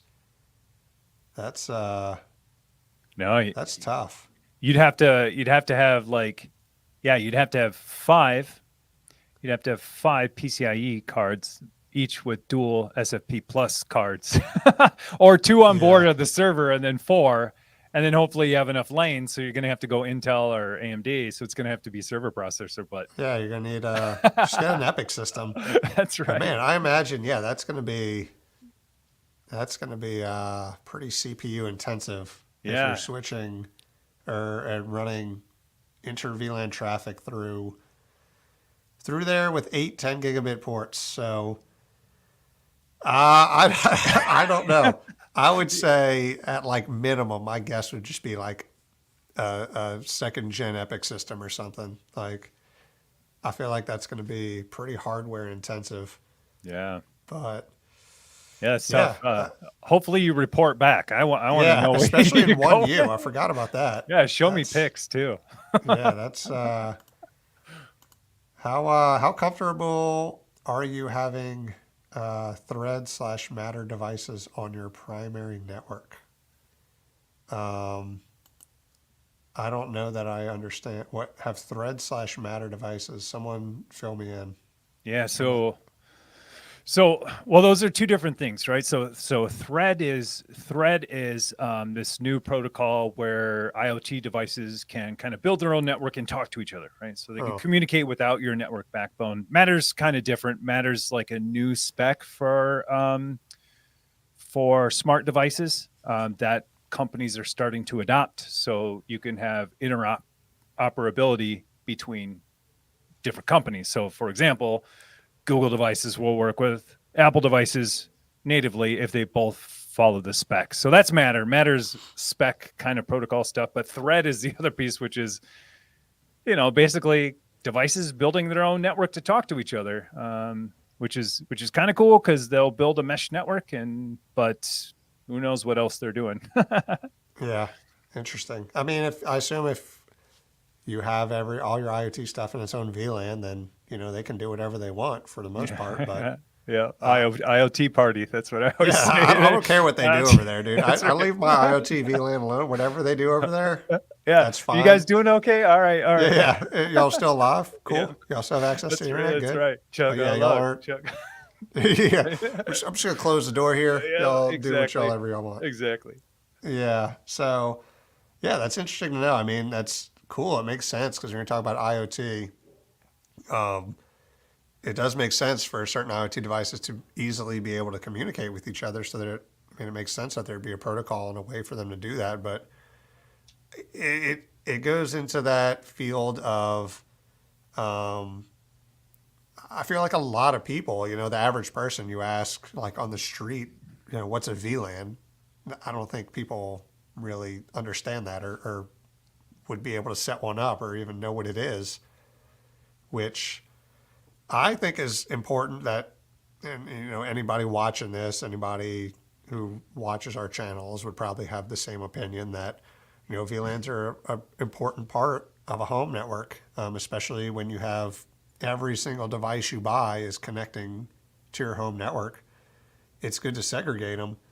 So, on one side, it's good that all these devices are connecting and doing everything, and, it's making everyone's life easier for the most part. But, what they're doing, who knows? So, yeah, that's why I put them all in its own little room. Let's see. What, I had another, what did I say? Speaking on we're on the network train. I just plugged in and started using my Pro Max Unify switch, the Unicorn Lightning. What do they call it? Ether Lightning. Ether Lightning. Yeah. Yeah, because it was so convenient because I had my PoE capable uh, N100 system right there, and I plugged it in because I was running an XG or a Enterprise 24 PoE, which is PoE Plus, and I plugged that in, turned it on, it flashed for a second, then went off. I'm like, oh no, don't tell me this thing requires PoE plus plus. Yeah. And then I turned and looked at the corner. I was like, oh wait, I have the Pro Ultra. Max 24. Yeah. So I booted that thing up, and it's like, man, my first PoE plus plus implementation is a x86 mini PC, Yeah. which I didn't think would be the case. Yeah. Yeah. Yeah. It's pretty interesting because like I think I have very few things that require a plus plus. I can't even remember. Is it access points? Like it's very few because it requires a ton of power. Yeah, I Um, mean PoE plus is what 15 yeah. watts. Yeah, which So sometimes my what's it called, Zima board like totally cuts out because I'm drawing too much power, Oh and my God. switch, my Unify switch, will say it like killed the port because it's using too much power. Yeah, that's what I got the Yeah, little notification from yeah, my 24. It yeah, was like, yeah, we can't do that. Sorry. So I busted yeah, that out and started playing with all the lights and everything. yeah. And It's man, it's crazy how polarizing I know, that was. Like, oh I my know. God, some people are so angry about the lights Yeah, on the. I know, I know. I was Angry so about the light. shocked. I was like, I Angry. think this is cool, man. Me Like, too. it's like you can Yeah, set it to where it's a certain light is dependent on the VLAN, yeah, or I have mine set to depending on the bandwidth of the port. So my 2.5s are a certain color, my yeah, ones are a certain color, and anything below that's another. Like, man, this is cool. Just at a glance, you can see what it's doing. And some yeah, people are like, no, yeah. my network switch has to be dark, That's like my right. soul. Like, Yeah, oh my it's God. yeah. I got a lot of that too. I think I got a pass on a lot of it though, because people not like know I like RGB, so I kind of got a pass. So I was like, oh yeah, but yeah, I think it's pretty cool. They said they have some more features coming too. They said it publicly, that yeah, they're gonna have more features like activity lights, right? Because that thing has no activity lights, um, which is funny because like this is the first switch I've ever seen that you could turn all the lights off almost. They're going to add it, but it's one that supports RGB lighting. So it's like this could be the first like totally dark switch that we ever have. Yeah. And that's because you can control the lights and turn them all the way off. So it's pretty cool. I'm a fan. I think it's cool. I think there's some uses, good use cases for it. And then on top of that, like them just centering all those ports is like so much better than what they used to Yeah. do with their their other line, the regular pros. Like I don't know why they ever thought like putting a line right was a good idea ever. Yeah. Yeah. The aesthetic in the rack's just not good Yeah, for that. Yeah. not at Jason all. says I want a non PoE 24. If you're talking about the Pro Max, they have PoEs and non PoE versions of their Pro Max switches. So, Or even just just the pro, regular pro is pretty good priced. I think if you don't want Pro Max, I mean, if you just want non PoE, yeah, yeah, Pro 24. So yeah, Pro 24 is you 400 might and as the well go Pro 48. Max. I was gonna say, well, I say it's only $50 more for the Pro Max. So Yeah, that's right. Good call. Yeah, yeah, good call. Yeah, yeah, they it's price, but yeah, there, let's yeah, see. yeah, yeah, you're right. It's No, I weird say though, because oh, sorry, go ahead. no, as I say, I was running before my main switch. So I have an Enterprise XG24, which is now my main switch slash acting as like an aggregate switch too. But my other switch that I was running was the uh, Enterprise 24 PoE. So this is what I Yeah, was running, and it was great because it had 12 2.5 gig ports and 12 gigabit ports, all yep, PoE yep, plus. And then I needed that PoE plus plus. And I was like, okay, I'm going to switch this out with the Pro Max 24 PoE, yeah, but that only has eight that's right. 2.5 gig ports. And I'm like, do I really want those extra 2.5?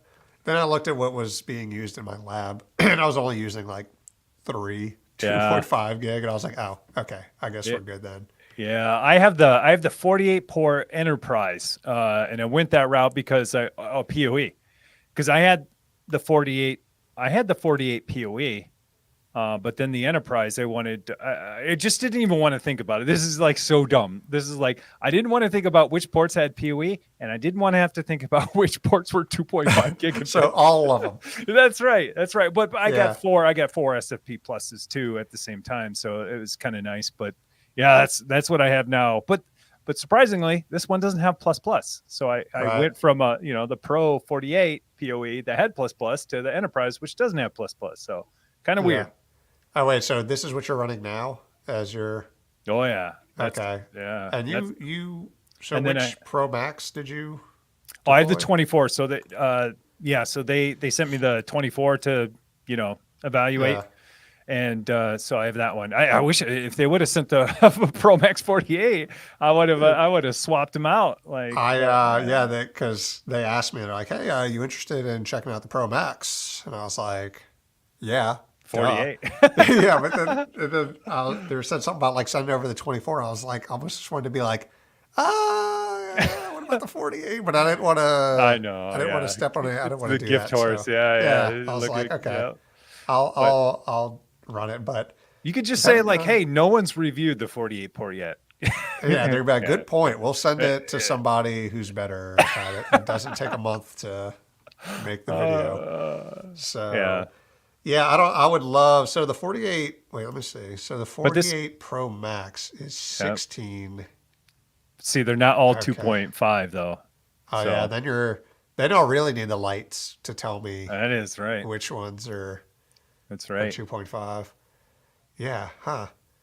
That's tough. That Yeah, is. I just went with the enterprise. Like, even though I don't have plus plus, like I can't think of anything. I had one device that required plus plus. I cannot remember what it is now. Maybe I have it plugged in and I haven't exceeded the power yet. Yeah. But their enterprise, does their enterprise? So I have a U6 enterprise too that I bought. The access point. I thought that one was plus plus. Oh, yeah, I have the U6 Enterprise, Enterprise. is Yeah, that plus plus? no, I think Okay. it's plus because it was working on my Yeah. So mine is uh too. I just wondered if it was like, yeah, PoE uh, plus. what about the U7? I don't know. The U7 Pro, U7 I think is lower power. is Um, it? I think Oh yeah. so. No, still plus, but yeah, if Yeah, we play look at, Snake on it. Yeah. Did you see that I video? Did you did. see? Yeah, I that was was gonna so ask awesome. you that was Oh yeah. hilarious. Like the Yeah. two It was stacked on like, top of yeah, each other. I got my paid $600 for this console, but it only came with 2 games or something. Yeah, so good. Yeah, that was pretty impressive. Yeah, it was They for need to sure. implement that as like a mini game. If you have two stacked on top of each other. Yeah, I looked at the guy's repo too because I was like looking at the code, and it was basically he said in the code, he was like, "All this code is terrible. Don't do it. Don't use Yeah, this or something." But it was pretty awesome that he was able to get connected to it and do that and play Snake. yeah, really. So if we look at, so yeah, man, it's on the very edge of. So this is my How much watts you pulling? 14.72. Wow, yeah, it is That's on the like edge. that's right at the edge of Yeah, PoE that's plus. your U6. Yeah, or Yeah. U6 Enterprise. Okay, yeah, I have that one too. Yep. Yeah, so that's and this is my U6, I think long range. Man, you're like me. I have four U6 access Pro. points. Okay. I have four access points in a tiny house. Yeah, I need more. I actually just uh, I'm pretty I have five lacking. actually. Yeah. Do you run the in-wall ones? No, I just saw those. Nope, I'm all the Okay. pod ones, and I even have Yeah. a wireless bridge to my garage. So there's my fifth Oh, one. nice. I wouldn't recommend the in-wall ones. I mean, I haven't tried the Wi-Fi 6 versions, but Yeah. I have a couple of the uh here we can just look at my Do you have that one? What's up with spatial? It's funny you just mentioned this because like earlier today I was looking at Unify stuff. They have a new access point that supports spatial Wi-Fi or something weird. I was like, what is this I don't know what that spatial? means. I don't either. I was like, this is a new term. Yeah, it's right there on their site. If you look at like their, I don't know, On in wall ones. like on the actual store? Yeah, it's like go to Wi-Fi. I think then there's like down scroll. Yeah, AC in wall. Oh, with The one six in wall. oh, yeah. Yes. I What did is see this? that. Spatial streams? What the I heck is I a don't know. spatial I stream? saw that when I was comparing when I was looking at the difference between the U7 Pro and the U6 Enterprise. So I was like, oh, okay, this has 10 spatial streams, but this only has 6. Is this like beyond MIMO now or MIMO? Like, It might. Well, it's got to be because what would 10 be in Mimo? Like that doesn't even because you have 4x4, you have like 3x3, 2x2. is But this like an Apple thing again? Like spatial audio? Like Apple has this whole yeah, spatial maybe that's audio what it thing is. now? They're like, we have spatial Wi-Fi. Yeah. I couldn't tell you what that is. I'm trying to read through if anyone in the chat has come in with an answer, but Yeah, I'm not. I was curious. Like, is this a technical term or a marketing term? So I It's was got to like be a kind of marketing lost. All right, thing. all right. That would be my guess. But yeah, here's my. If we want to just walk Oh through yeah. All right, my. man. Yeah, let's see. Yeah. So we have a Dream Machine Pro, Oh yeah. not Dream running Machine the Pro. SE, Oh just yeah. regular old Yeah. Pro, Oh man. and that feeds into my Oh yeah. 10 gig up. XG24. Yep. So yeah, Yep. 10 gig, and then this is just 24 RJ45 Oh 10 gig yeah. ports, and then two SFP 10. 28. Oh, So 25. yeah, 25 gig. Yeah. Oh, nice. I'm not using those, but these run 10 gig to my Pro Max, which is in the rack, and then it runs a 10 gig fiber line to a Enterprise 8 PoE because when I bought this house, all of the cable runs are in a closet in one of the bedrooms, and all my stuff is obviously in the garage. And I didn't want to re-terminate all that stuff, Yeah. so I just ran one 10 gig line into there and threw in a Enterprise 8 in there, and that feeds kind of all the lines that go to the bedrooms and stuff. Yeah. I like it. Yeah. But I have one of those 10 gig flex ones, PoE powered 10 gig. oh yeah. Yeah, that's the one I think that requires plus plus. I think I don't know. I have one of those. Now the are you talking about the Flex XG, the 10 gig? Yeah, I have that one. Yeah, I think it's still PoE plus because Jeez. All I've right. had one. I have two Yeah. of them. They're not in deployment right now, but Yeah. um, Man. they're I also got a Switch Aggregation Pro now. Oh yeah, I got oh wow, all so an SFP official plus ag. So I was Switch Ag. I was like looking this up the other day. I was like, okay, I run this or no, this Enterprise XG is almost an aggregation switch of sorts between these two. Everything kind of feeds into it. But then I was wondering, like, what is the real purpose of an aggregation switch? Because when you look at it, I mean, obviously there is. Yeah, I'm it just has tons of 10 gig ports, and then it has 40 gigs, 440 gigs. So it's so basically, yeah, I guess kind of being the backbone. right. Yeah. So this one, 28 like, 10 gigs, yeah, and yeah, 28 425. 10 gigs and 425. So I guess if you need that much, because I was looking, I was like, okay, well, I guess it does like it has higher bandwidth for switching, and I Yeah. looked at the specs, uh, and like the switching power on it is 760 gigabits per second, and I was like, okay, so what does the my Enterprise 24 do then? Which is, I assumed it was going to be lower, but it's not. Yeah, that might be. Yeah, it is. Oh, it is lower. It It's is low. slightly Yeah, lower. yeah. Okay, But that makes yeah, my sense. my switch aggregation's like my core. It's my core Right. switch. It's like the first thing after my UDMSE, and then downstream from that is my 48 port, and then things. My 48 port, that's 2.5, and then all of my 10 gig devices plug right into there. I have so many ports though. I just lag everything because I'm like, I Yeah, need to fill this thing up. I need to make it look like it's being used. So yeah. I mean that makes sense. yeah, if yeah. if it's open, just lag it. Get all the bandwidth you need through it. That's right. That's right. I've seen a lot of people. I've had a few people ask in chat, and this came up just randomly a couple of times. I'll get to this question in a bit. I do want to. Or actually, let's. Okay, so Nice this PC person Geek. said Yeah, PC Geek. What's up, man? MIMO is multiple transaction receiving antennas, multiple radio chains, different data out of each transmission TX antenna. Spatial stream data basically gets divided into multiple streams and sent out the antenna. All right, so it's a technical term. All right, Okay, we so it learned something is. today. I'm surprised that that's a technical term because that doesn't that sounds like something like an Apple or Yeah, Ubiquity, just like a spatial marketing thing. audio. Yeah, interesting. The data basically gets divided into multiple streams and sent out of the antenna. So it's divided before, and MIMO is multiple TX So and RX. Okay, chains, different data. Okay, so you know, different ways of MIMO dividing. is just like alternating the data. Huh.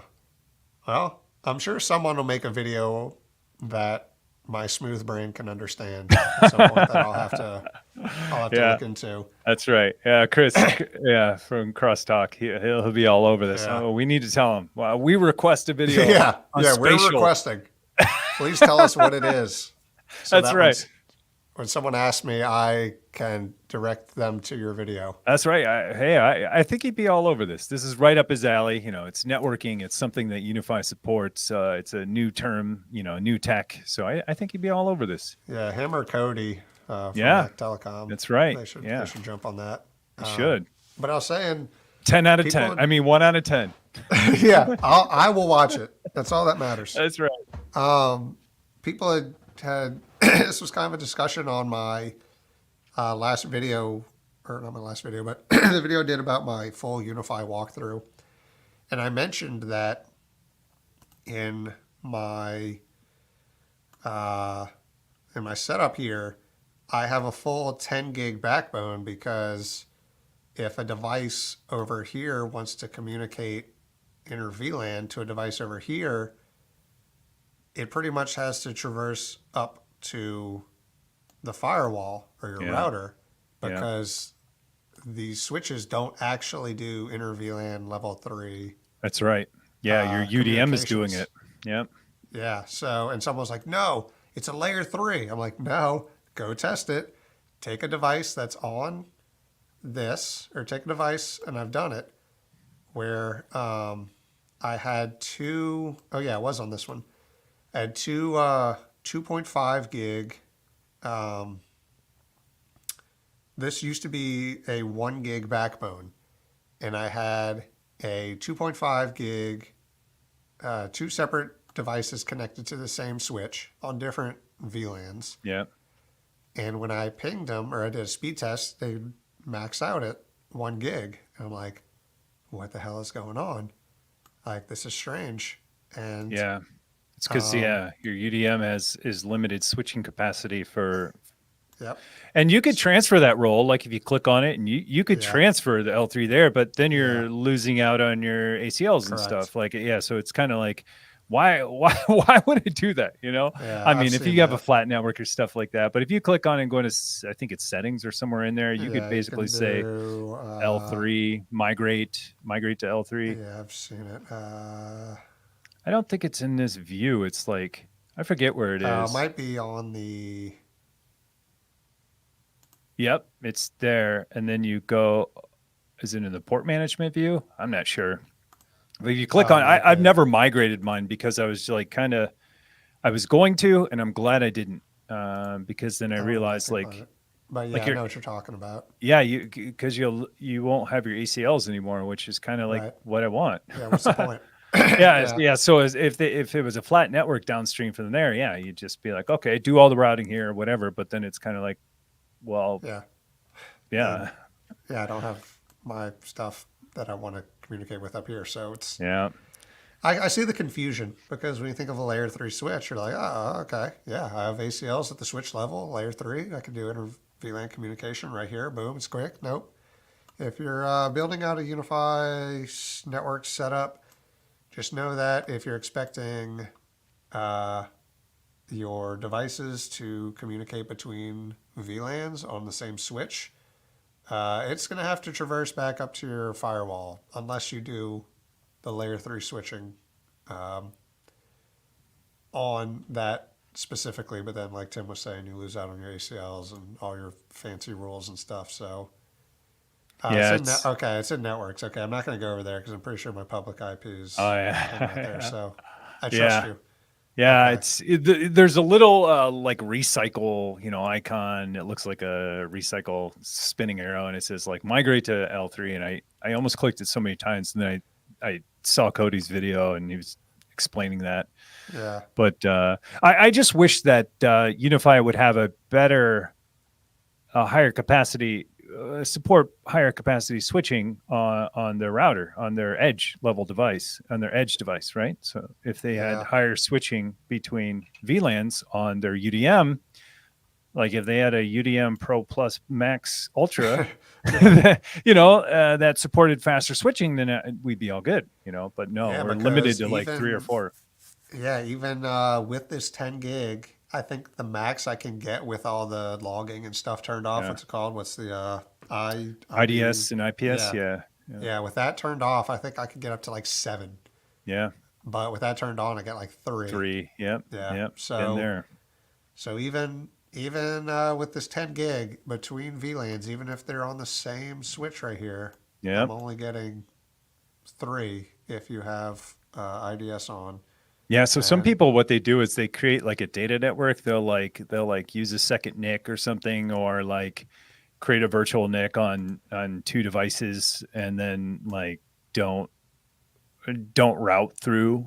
don't you basically you don't route through the firewall. You kind of circumvent oh, it, which okay. I've seen people do too. Which then I'm kind of like, well, that defeats the purpose. But you Yeah. could, So you're you could do, saying they just have a direct communication between two devices?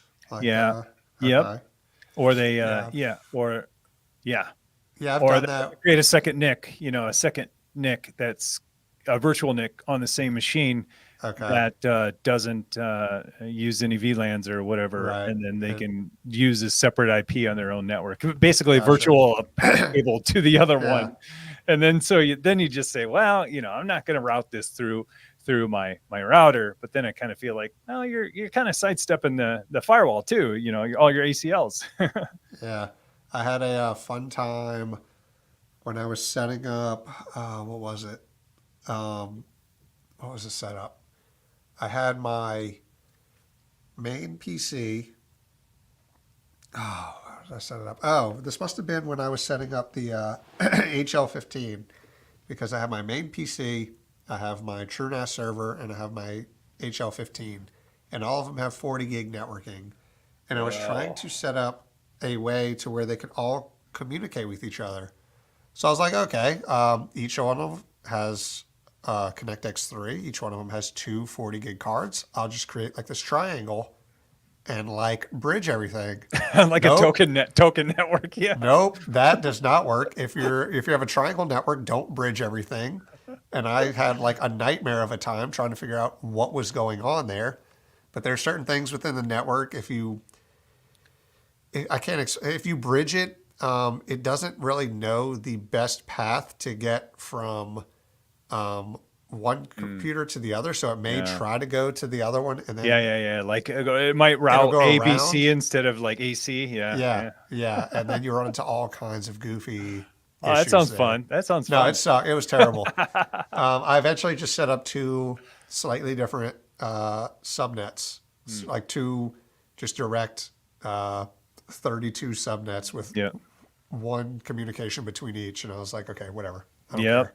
Yeah, yeah, That yeah. that works for me. So Yeah, that's what I've done too on like my Mac and my TrueNAS before when I didn't want to go through my UDM Pro, create a virtual NIC and create a virtual NIC in both places and then just route through, you know, that way. yeah, yeah, we got a Unify is dumb. Open sense for the win. Yeah. I I I like my Unify setup. It's definitely not perfect. I've said in all my videos like there's certain things I wish they did. I used to run PF Sense as my main firewall, and I really like that too for different reasons. I do very much understand that Unify, in a lot of cases, you're paying a premium for some of their hardware. But I do think that some of their uh, offerings are relatively well priced, especially the Flex XG. I think they renamed it actually. Yeah, it's the The one I little have. 10 gig Yeah, it's right switch. there. Yep. Actually, it's right there. It's what's It's powering my, yeah. It's PoE powered too, which is weird. Like that was going to be my 10 gig here in my office before I built an office rack that's sitting over here. But that was how I was going to get 10 gig in my office and then have, uh, uh, a line going back and uplink back to my main switch. it's under utility. I was wondering what okay, so it's just called oh wait, it's not the Flex. Okay, Yeah, right Flex there. 10. Okay, Yeah. they took it's still in the model name, XG. Yeah, But yeah. yeah, $300 for four 10 gig RJ45 ports is not bad. I mean, I don't know. I think Mikrotik has a four port SFP Plus option that's the same price, but I don't know that there's any other four port 10 gig RJ45 switches out there for $300. Yeah, And it's yeah. Oh, man, I'm looking at it. I have so many of these devices. is this You should is see this my network when I show you. If you have I the Ultra? Is this new or is this Yeah, I have that one too. okay? What is it to It's later? brand new. That launched I was gonna say that's got to be brand new.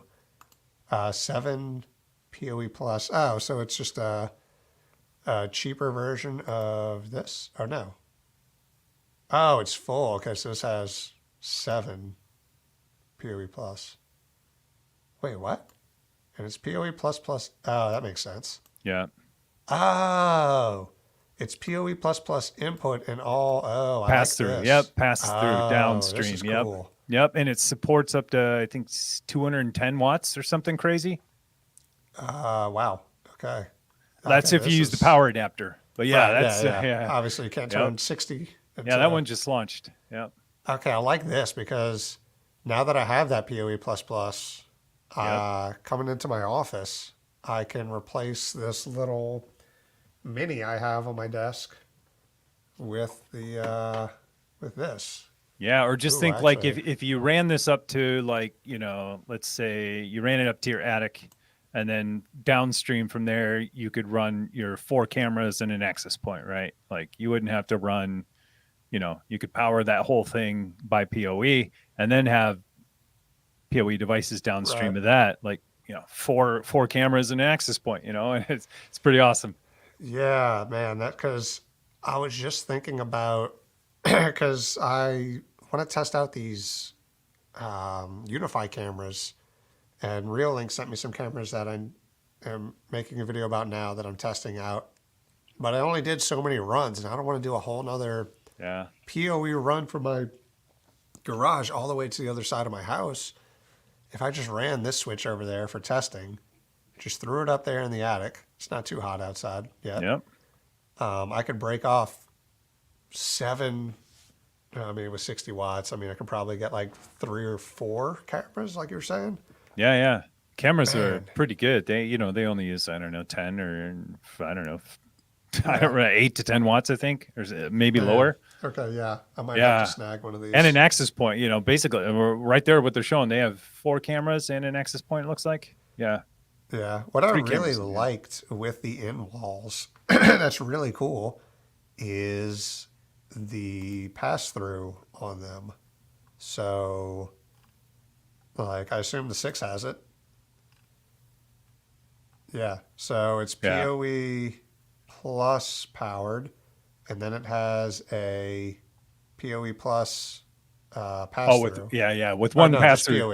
Yeah, yeah. Yeah, So basically, you don't lose. Yeah, I mean, you lose a little bit of power, but at the same yeah, time, like you can still power that thing downstream. So it's like nice. You can put that in the middle and still get your yeah, PoE out. yeah. And then I got so these have also 4, well, one of them or 4 gigabit ports on the bottom as well, which is convenient because I have one of these. Well, I don't have this one specifically. I have the AC in wall, Yeah. and this has 4 on the bottom. Or 2. No, then I don't have this one. I have the one with 4. Which one's that? I don't have Uh, any of these in walls. This is like new territory for me. is it not? I'm pretty sure it has 4 on the bottom. Unless I'm. No, I'm There's pretty one sure. with 4 on the bottom. The one I was Yeah. showing you today, the spatial audio one. Okay. Huh. Well, I have that one, and anyway, it's convenient because I have one in my living room behind my TV, and I can use it as Wi-Fi. And Yeah. then I have one running to my game console, one running to the TV. So I have a wired connection directly to it, which is pretty cool. Yeah, so this is nice. So this is nice for me. So I have a bunch of the Unify Flex, the little ones. I have 7 of them, the USW Flex, and it's a Yeah. PoE powered switch that's 4 ports, 5 ports, but you don't get any PoE pass through. But I put that behind my TV, my consoles, they're all everywhere. Like I have this, like if there's a TV there, I have one of those USW Flex or the Flex Minis. They're awesome, but they don't support PoE pass through. And there's a couple places where I wish they did because I also have a camera in that location. So it'd be awesome to, if this one had, I have 7 of these. Yeah. I just bought 3 more. They just came today. I just bought a 3-pack. 2 of them are sitting on my shelf. I did too. Mine are right there. I just bought another 3-pack because I had 4. I bought 1, and then I was like, I'll buy a 3-pack way back in the day, and then I used the last one, and then so I don't know. Last week I bought a 3-pack. They just arrived, but I wish that one had PoE pass through because, like I said, there's a couple places where then I run a camera, but I have to run another line. So. But these are awesome, PoE powered, and you get VLANs and stuff. It's like it's so I'm about to replace because I was saying that I have that in wall behind my TV. Yeah, but I just replaced. That's in my living room, and I just put that U6 Pro in there, so I don't need that Wi-Fi signal from behind my TV because it's sucked anyway. So I'm basically going to take that out and replace it with one of these. Yeah. It's the same thing. It was just without the Wi-Fi part of it. That's right. But yeah, that PoE pass-through, like you're saying, if you have a camera, it'd be super convenient. I mean, what's the next best option? That Ultra? Yeah, I don't know. What's I wish they had like a flex. Well, one, I wish they had an 8-port flex. Oh wait, no. So I wish I was searching for it. This is why I bought a 3-pack, is because I wish they had an 8-port flex. Because my whole crazy wall in the basement, I have 2 of those guys up there. I needed one more port, and because I needed one more port, I had to put another one up there, and that's where all my Philips Hue Hub stuff is now. But I wish they made something like a flex with 8 ports. I'm assuming PoE would still be able to handle that switching. Who knows? Or a flex with pass through. Yeah. I think is that the Ultra? The best you're getting is the Ultra. So that's the one that just launched like today, yesterday. Yeah, 7 PoE plus throughput, but you need that PoE plus plus. Yikes! Yeah, I probably have to power it over. So otherwise, an AC adapter, which ships with it. So I'd probably have to do that one with an AC adapter, which would give me one port back, right? Oh no, I still have to uplink, so it doesn't matter.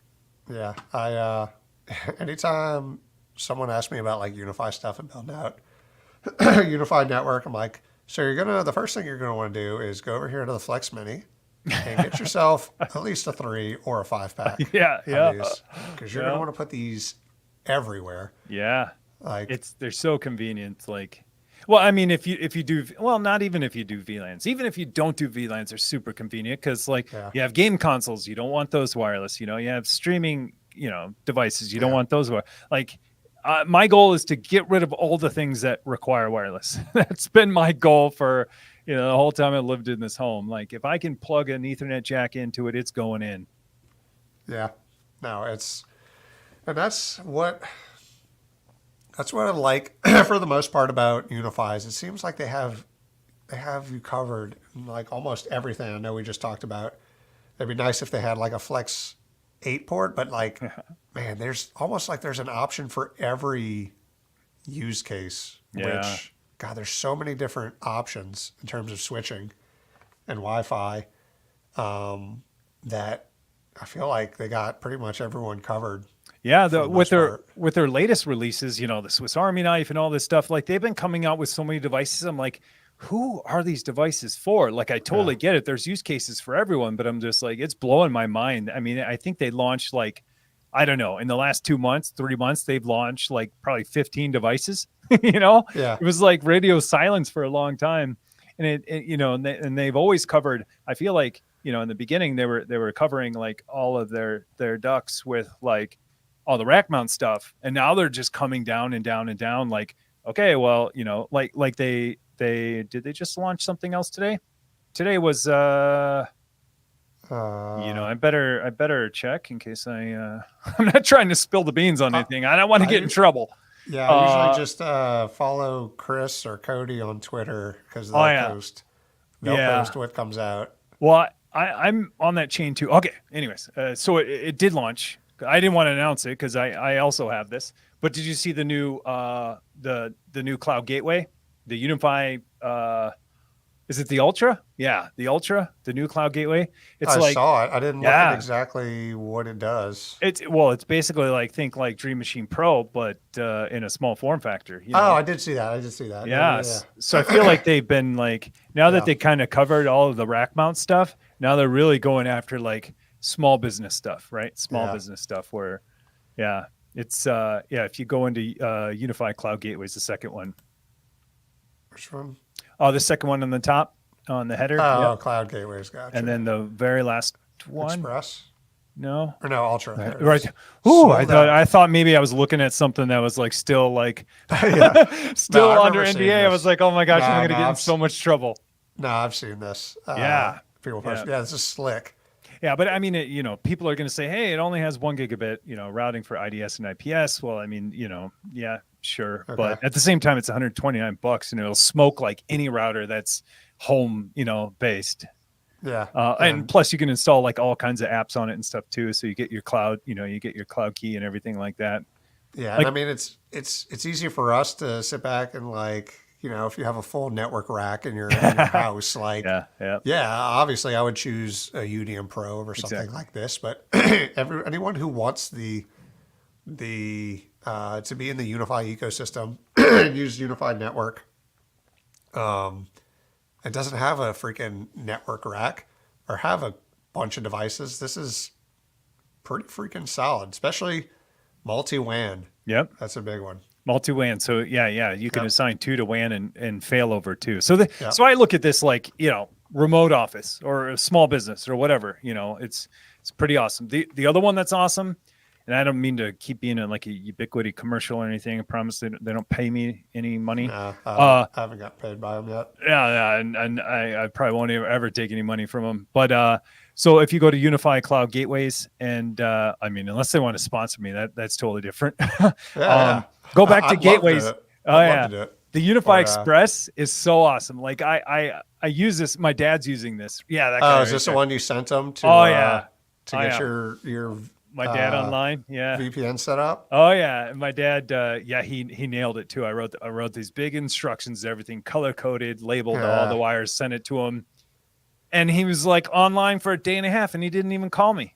Wow. And yeah, I was like, Dad, yeah, did you get around to getting that hooked up? He's like, oh yeah, it's all working. But the only question I have is the monitor the same thing as a display? I'm like, yeah. He's like, Yeah. okay, yeah. But anyways, this is awesome. Like for your parents or anything like that. It's just an all-in-one, huh? Yeah. Like, So it's a gateway. Yep. and access point. Exactly. and With Wi-Fi everything. 6. Okay.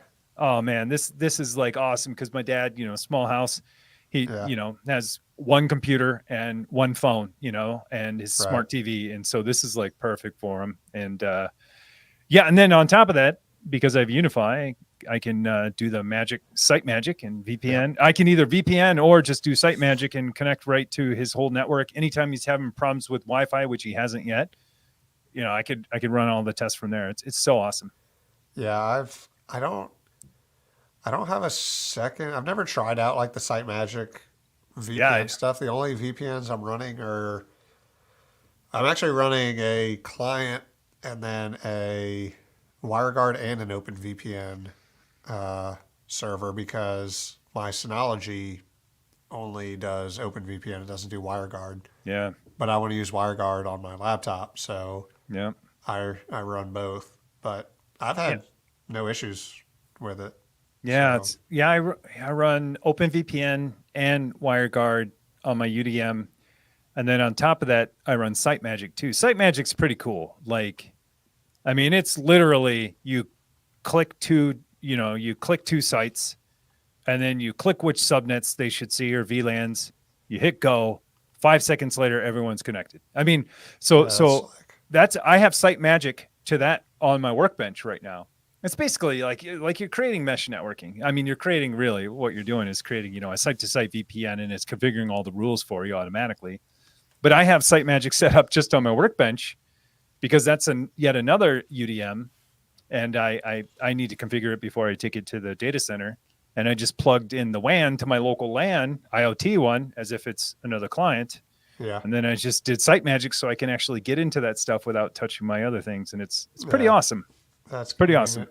awesome. Yeah. And someone says, thoughts on tail scale, because that reminds me of tail scale because of Yeah. how like Yep. that's how simple Exactly. it is to, because you can set your subnets of which ones you want it to see, and you can set up, your custom exit nodes and all this stuff. You press a button to connect, and boom, just like Yeah. that, it's magic back in, and you're ready to go.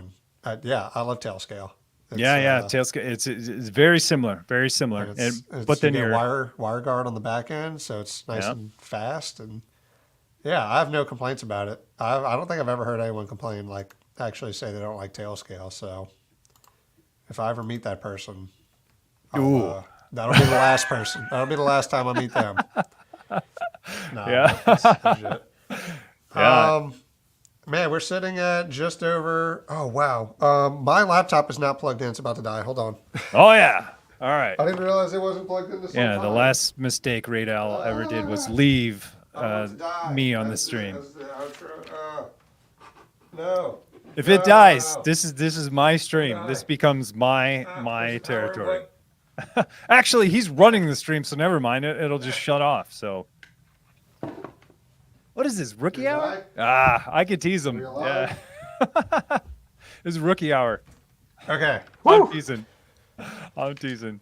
I was calling you out saying it's rookie hour, but my streams always start poorly, so this is nowhere near rookie hour. Well, I was looking down. I was like, okay, we're just over 2 hours. Let's start wrapping things up. And I see the freaking icon for. Why does it say it's still using battery power? You're plugged in. Maybe plugged not into the powerful wrong- enough. Yeah. I need PoE plus plus plus. Yeah. Man, I need, how did you get 2 hours on a for streaming and encoding? It's pretty So good. so this doesn't. I don't think Tailscale does any of the encoding. I think it just, or Tailscale. I don't think StreamYard does the encoding on their side. I think so. Oh, gotcha. So you're just doing a capture and sending a stream up to them using OBS, I assume. No, I just come into the thing and Oh, that's right. I'm capturing in through my camera to the Yeah, capture web card client. and- Right, you're using the web client. Yeah, Oh, yeah, that's yeah, pretty yeah. awesome. Yeah. Very But sweet. yeah, I said on my my stream the other day for how my Linux challenge was going that I was surprised at the battery life I was still getting on this thing, because going from the Mac, I have a Mac M1 MacBook Pro, and man, that thing, like 2 days I can Yeah. go without Oh, charging yeah. it. It's amazing. Oh yeah. And that's one of the big things I was nervous about with this, the XPS, the Dell, was that I've used Windows laptops before. I have a Lenovo for work, and you got like maybe half a day before you're like, okay, I need to plug this thing in. It's gonna die. And man, this thing with the on-demand profile, where it's using just the integrated graphics and then only Oh yeah. switching on the NVIDIA 3050 when it needs to, we get a full day. Like it's actually pretty solid. So, I mean, That's awesome. Yeah. but Man, it's, even a half day on a Windows machine. Yeah, you got some great yeah, battery life. yeah, Like really. my Windows machines, the fan's always at 2,000%, That's a and I big one, get too. 45 minutes, Yeah. So you're a Mac user. I know you have. I'm both. Yeah, I'm both. I was gonna say, because you run both like me, right? Because Oh yeah. I run a MacBook as my main laptop, but then my Windows machine is my main workstation. Do you do your editing on Windows or Mac? Well, I just kind of flip flopped. Like it was always like, well, at first it was Windows at home, Windows at work, and then for a while, then it was Mac at work, Windows at home, and now I'm Mac at home, Mac at work while I rebuild my new Windows machine, which is right there. Which I was kind of hoping the Intel 14 Gen would have offered a little more than it did. So that's kind of on pause right now. Maybe I'll throw Linux on it. Who knows? Don't do it. Dude. Don't do it. Well, Ubuntu, I'm pretty okay with Ubuntu. Yeah. No, I get it. Like I get it, man. Like I ran Linux in the days where like I didn't even have audio. Yeah. Like you were like golden if you had onboard audio, and the drivers worked with the Alta whatever drivers. Yeah. you were golden. But yeah, man. Yeah, I was on the podcast last night, the Home Lab podcast with Alex, and he was asking about the Linux Challenge. And one of the things he asked was like, "What have you noticed anything different from last year when you did this to this year?" And that essentially got into the answer that I don't know that I've noticed anything over the course of a year, but I do remember the days when I would install like Ubuntu on an old machine I had laying around or just like an underpowered laptop. And yeah, it was like, okay, you didn't get audio. You had to jump through all these hoops to get your trackpad working. Yeah. The display was janky. Like, Yeah. No but this, acceleration. yeah, but this, like, I threw Mint on it and everything right out of the gate worked. Like, That's awesome. no display issues. Like, the trackpad worked nice. No audio issues. So that was great. But man, I am ready to get back to my Windows and Mac machines. Yeah. Because in terms of workflow, I just like being able to turn on my computers and knowing that it's going to be stable and things are going to work and I don't have to worry about software compatibility issues. And so it's been okay. We'll see how the video turns out, but Are you running so you're running Resolve then to edit your videos on Linux? I know you use Resolve on Mac or Windows, but yeah, DaVinci, yeah. How's Yep, that? How's DaVinci. that? I assume it's pretty much the same, right?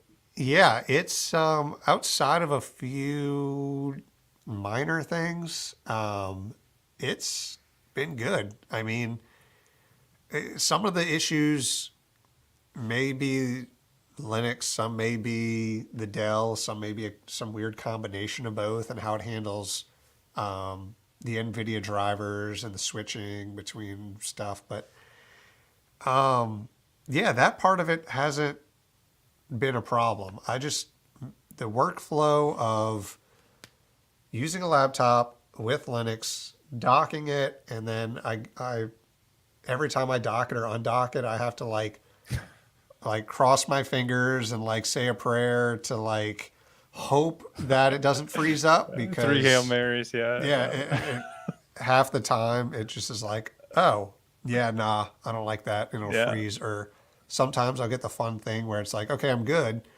But then I open up DaVinci Resolve again. It's like, yeah, you don't have a GPU anymore. I'm like, oh, okay, great. I have to restart it. Great. Yeah. I mean, I think a lot of operating systems have struggled with that too at some point or another. I think Mac OS still struggles with anything docking. USB. Anything USB, Mac OS is terrible with. And it's like, really? I mean, I'm running it now, but my Wave XLR like barely works. I don't know what's going on with it. If I open up some other application that also requires audio, everything flashes and I lose audio. So I mean, Mac OS, when they switched over to M1, like I feel like they're definitely playing catch up. Their hardware is way ahead of their software. Yeah, I remember you caught some flack. This was a while ago on Twitter when you said that Linux File Explorer is better than Finder. No, I said, if I had to rank them, file explorers, it was number one was Windows. Yeah, and I agreed with that. Yeah, but I remember like people are like, no, it's I'm like, bro, I use both, and just the Finder is trash. It's so bad. It is. I'm like, Windows has its quirks, like with network. Like sometimes I run into the Windows thing with like SMB shares where it's like, oh, you already have a user connected to this. Please delete. The worst.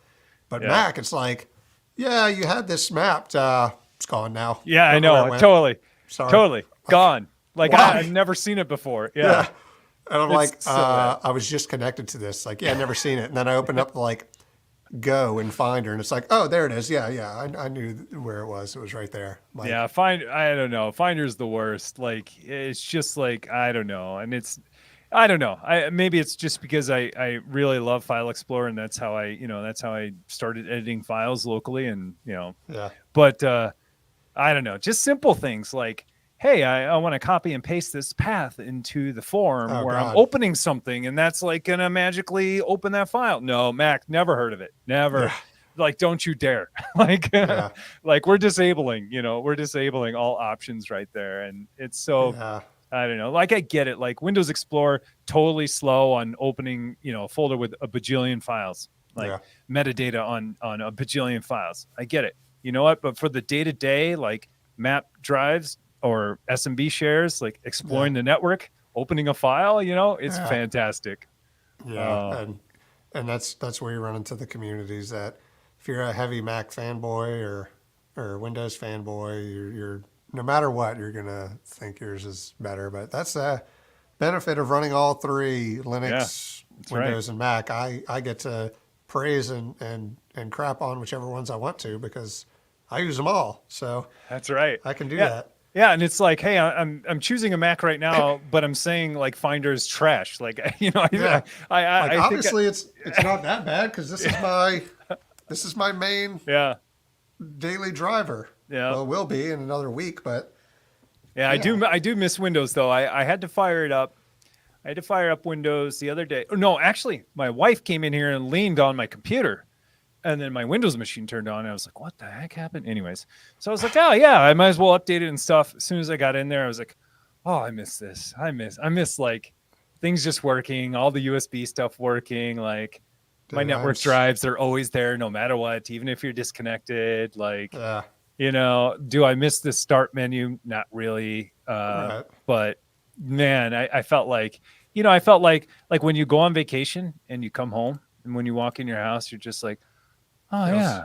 feels right. That's kind of that's what it Yeah. felt like when I started using my Windows machine yesterday. I was like, maybe Yeah, someday, as soon as I'm Intel itching. comes out with a better CPU worth buying. Yeah, I'm itching to get back into onto my Windows system, but man, we've killed just over 2 hours here, so I guess we'll start wrapping it up. I could go all Um, night, man. yeah, I would too No, I hear you. I'm if I teasing didn't you. have some things I got to get done around here. I'm But just teasing you. I want to. So someone asked. Let's see.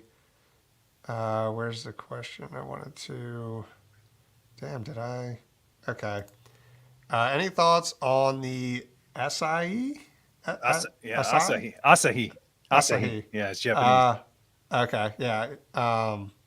Linux on M series Mac. So I was debating about doing this as kind of a fun kind of poke at the Linux challenge. Like, okay, I'm busting out my Mac now and running SIE on it, and I never got around to it because I didn't want to do it on my main MacBook, so I was going to have to buy like a Mac Mini or something, and just never pulled the trigger on it. But I've heard it's decent.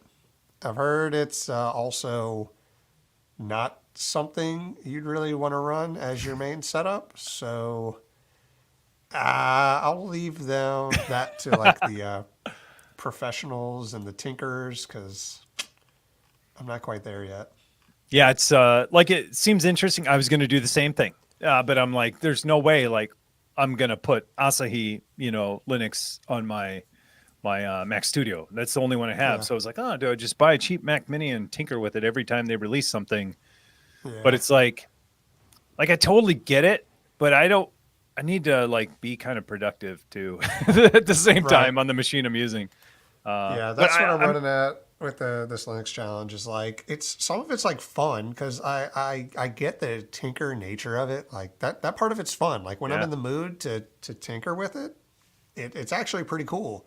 But when I want to sit down and actually get stuff done, it's frustrating. And like a perfect example is like right before this stream, I was downstairs cooking dinner, like getting stuff ready, trying to get everything prepared for the stream. And I came up here and my laptop was still docked on this side to these monitors and everything. I was like, okay, theoretically, all I have to do is plug it into this dock, which is set up for this. And I take it off that one, I plug it in, all of a sudden the monitors don't turn on. I was getting some random errors on the screen. I had to restart it. I'm like, like for productivity or just things like that. That's like the little things, like the death by 1,000 cuts that just like eat away. That I'm just like, okay, I'm ready to get back to my main setup. So Well, that's how my Mac Studio is with, a 58-inch widescreen TV and custom audio and stuff. So you're not alone. Like yeah, Mac has not figured this out with Apple Silicon outside of their own hardware yet either. So Linux isn't alone there. Yeah, I bet. FlyRest, do you still use Rancher for Kubernetes? Yep, I do. So I'm assuming Tim does as well. Yeah, Yeah, yeah. I run 3 Kubernetes clusters. Yep, and it manages 2 of the 3. So it is running on its own, and then I have 2 downstream from there.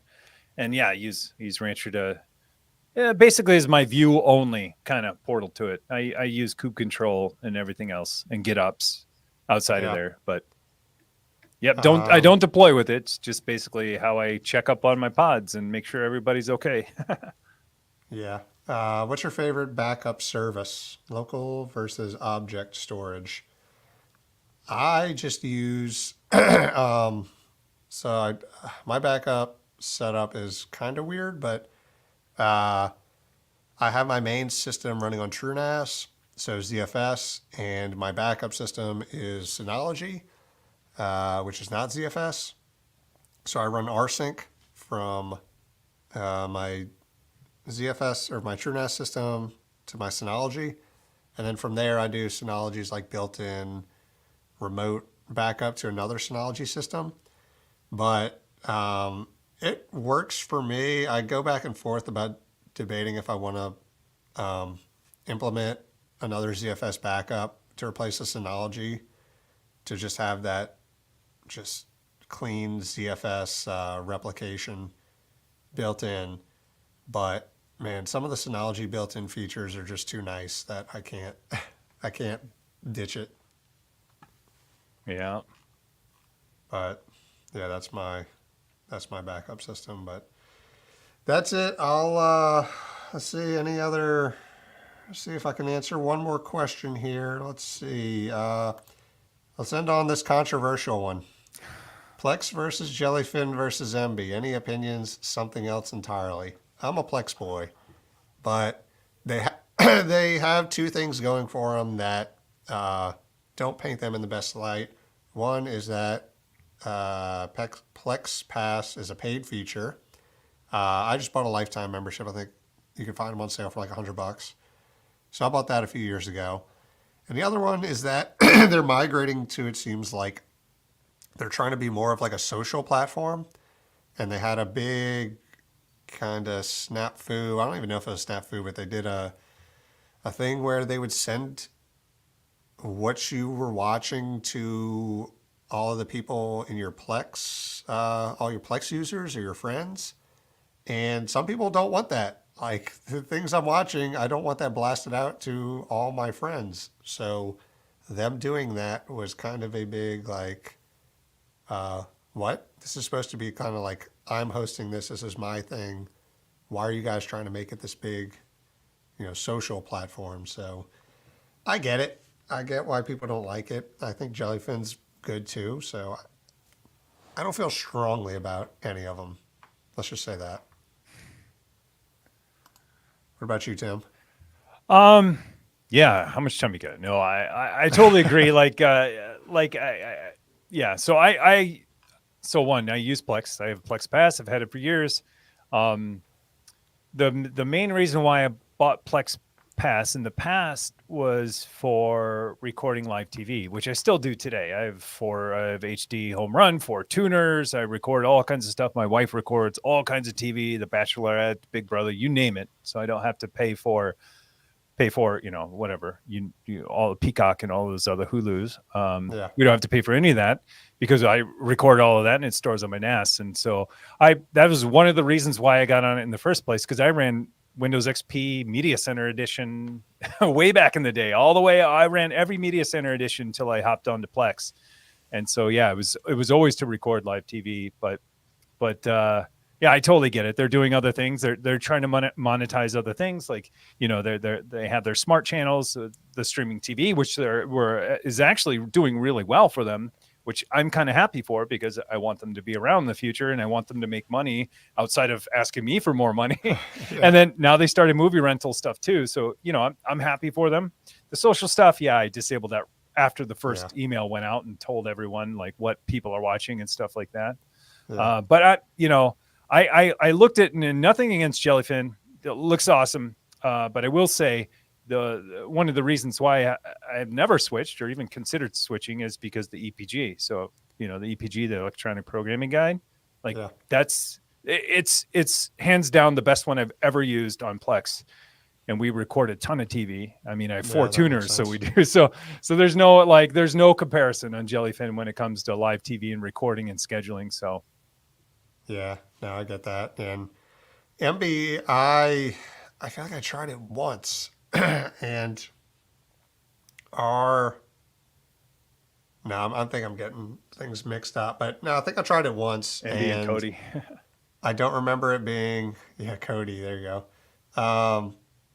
I don't remember it being anything great. Like I'm sure it's fine. Like, but when you have the other options of Plex and Jellyfin, I'd like someone who uses MB to just let me know why you choose that over the other two. Like, I'd just be interested, but I don't think any of them are bad.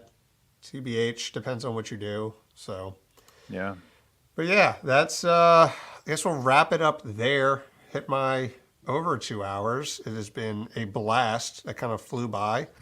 But thank you so much, Tim, for joining after probably over a year of trying to make this happen. We finally did it. Yeah, Hopefully, man. we don't have to go another year plus to do it again. No, man, I should have you on Twitch on Saturdays. So I stream Saturdays on Twitch. I should Yeah. definitely have you. I know that we were going to try that too. So if you're ever not busy, I'd love to have you. And Let's make it work. yeah, man, it's been real. It's been fun chatting to you. Like, wow, 2.5 hours have gone by and it feels like Yeah. 10-15 minutes. So yeah. Yeah, for real. It was a blast. fun. But yeah, everyone, thank you so much. Obviously, you all know who Techno Tim is, but his link is down in the description if you want to go check out his channel. I've watched so many Techno Tim videos and honestly was a huge inspiration of my channel back in the early days. So it's awesome to be able to sit in the same stream as you and just talk about some of the stuff. It's been great. So again, thank you to everybody out there, and I will see you in the next one. See you, everyone.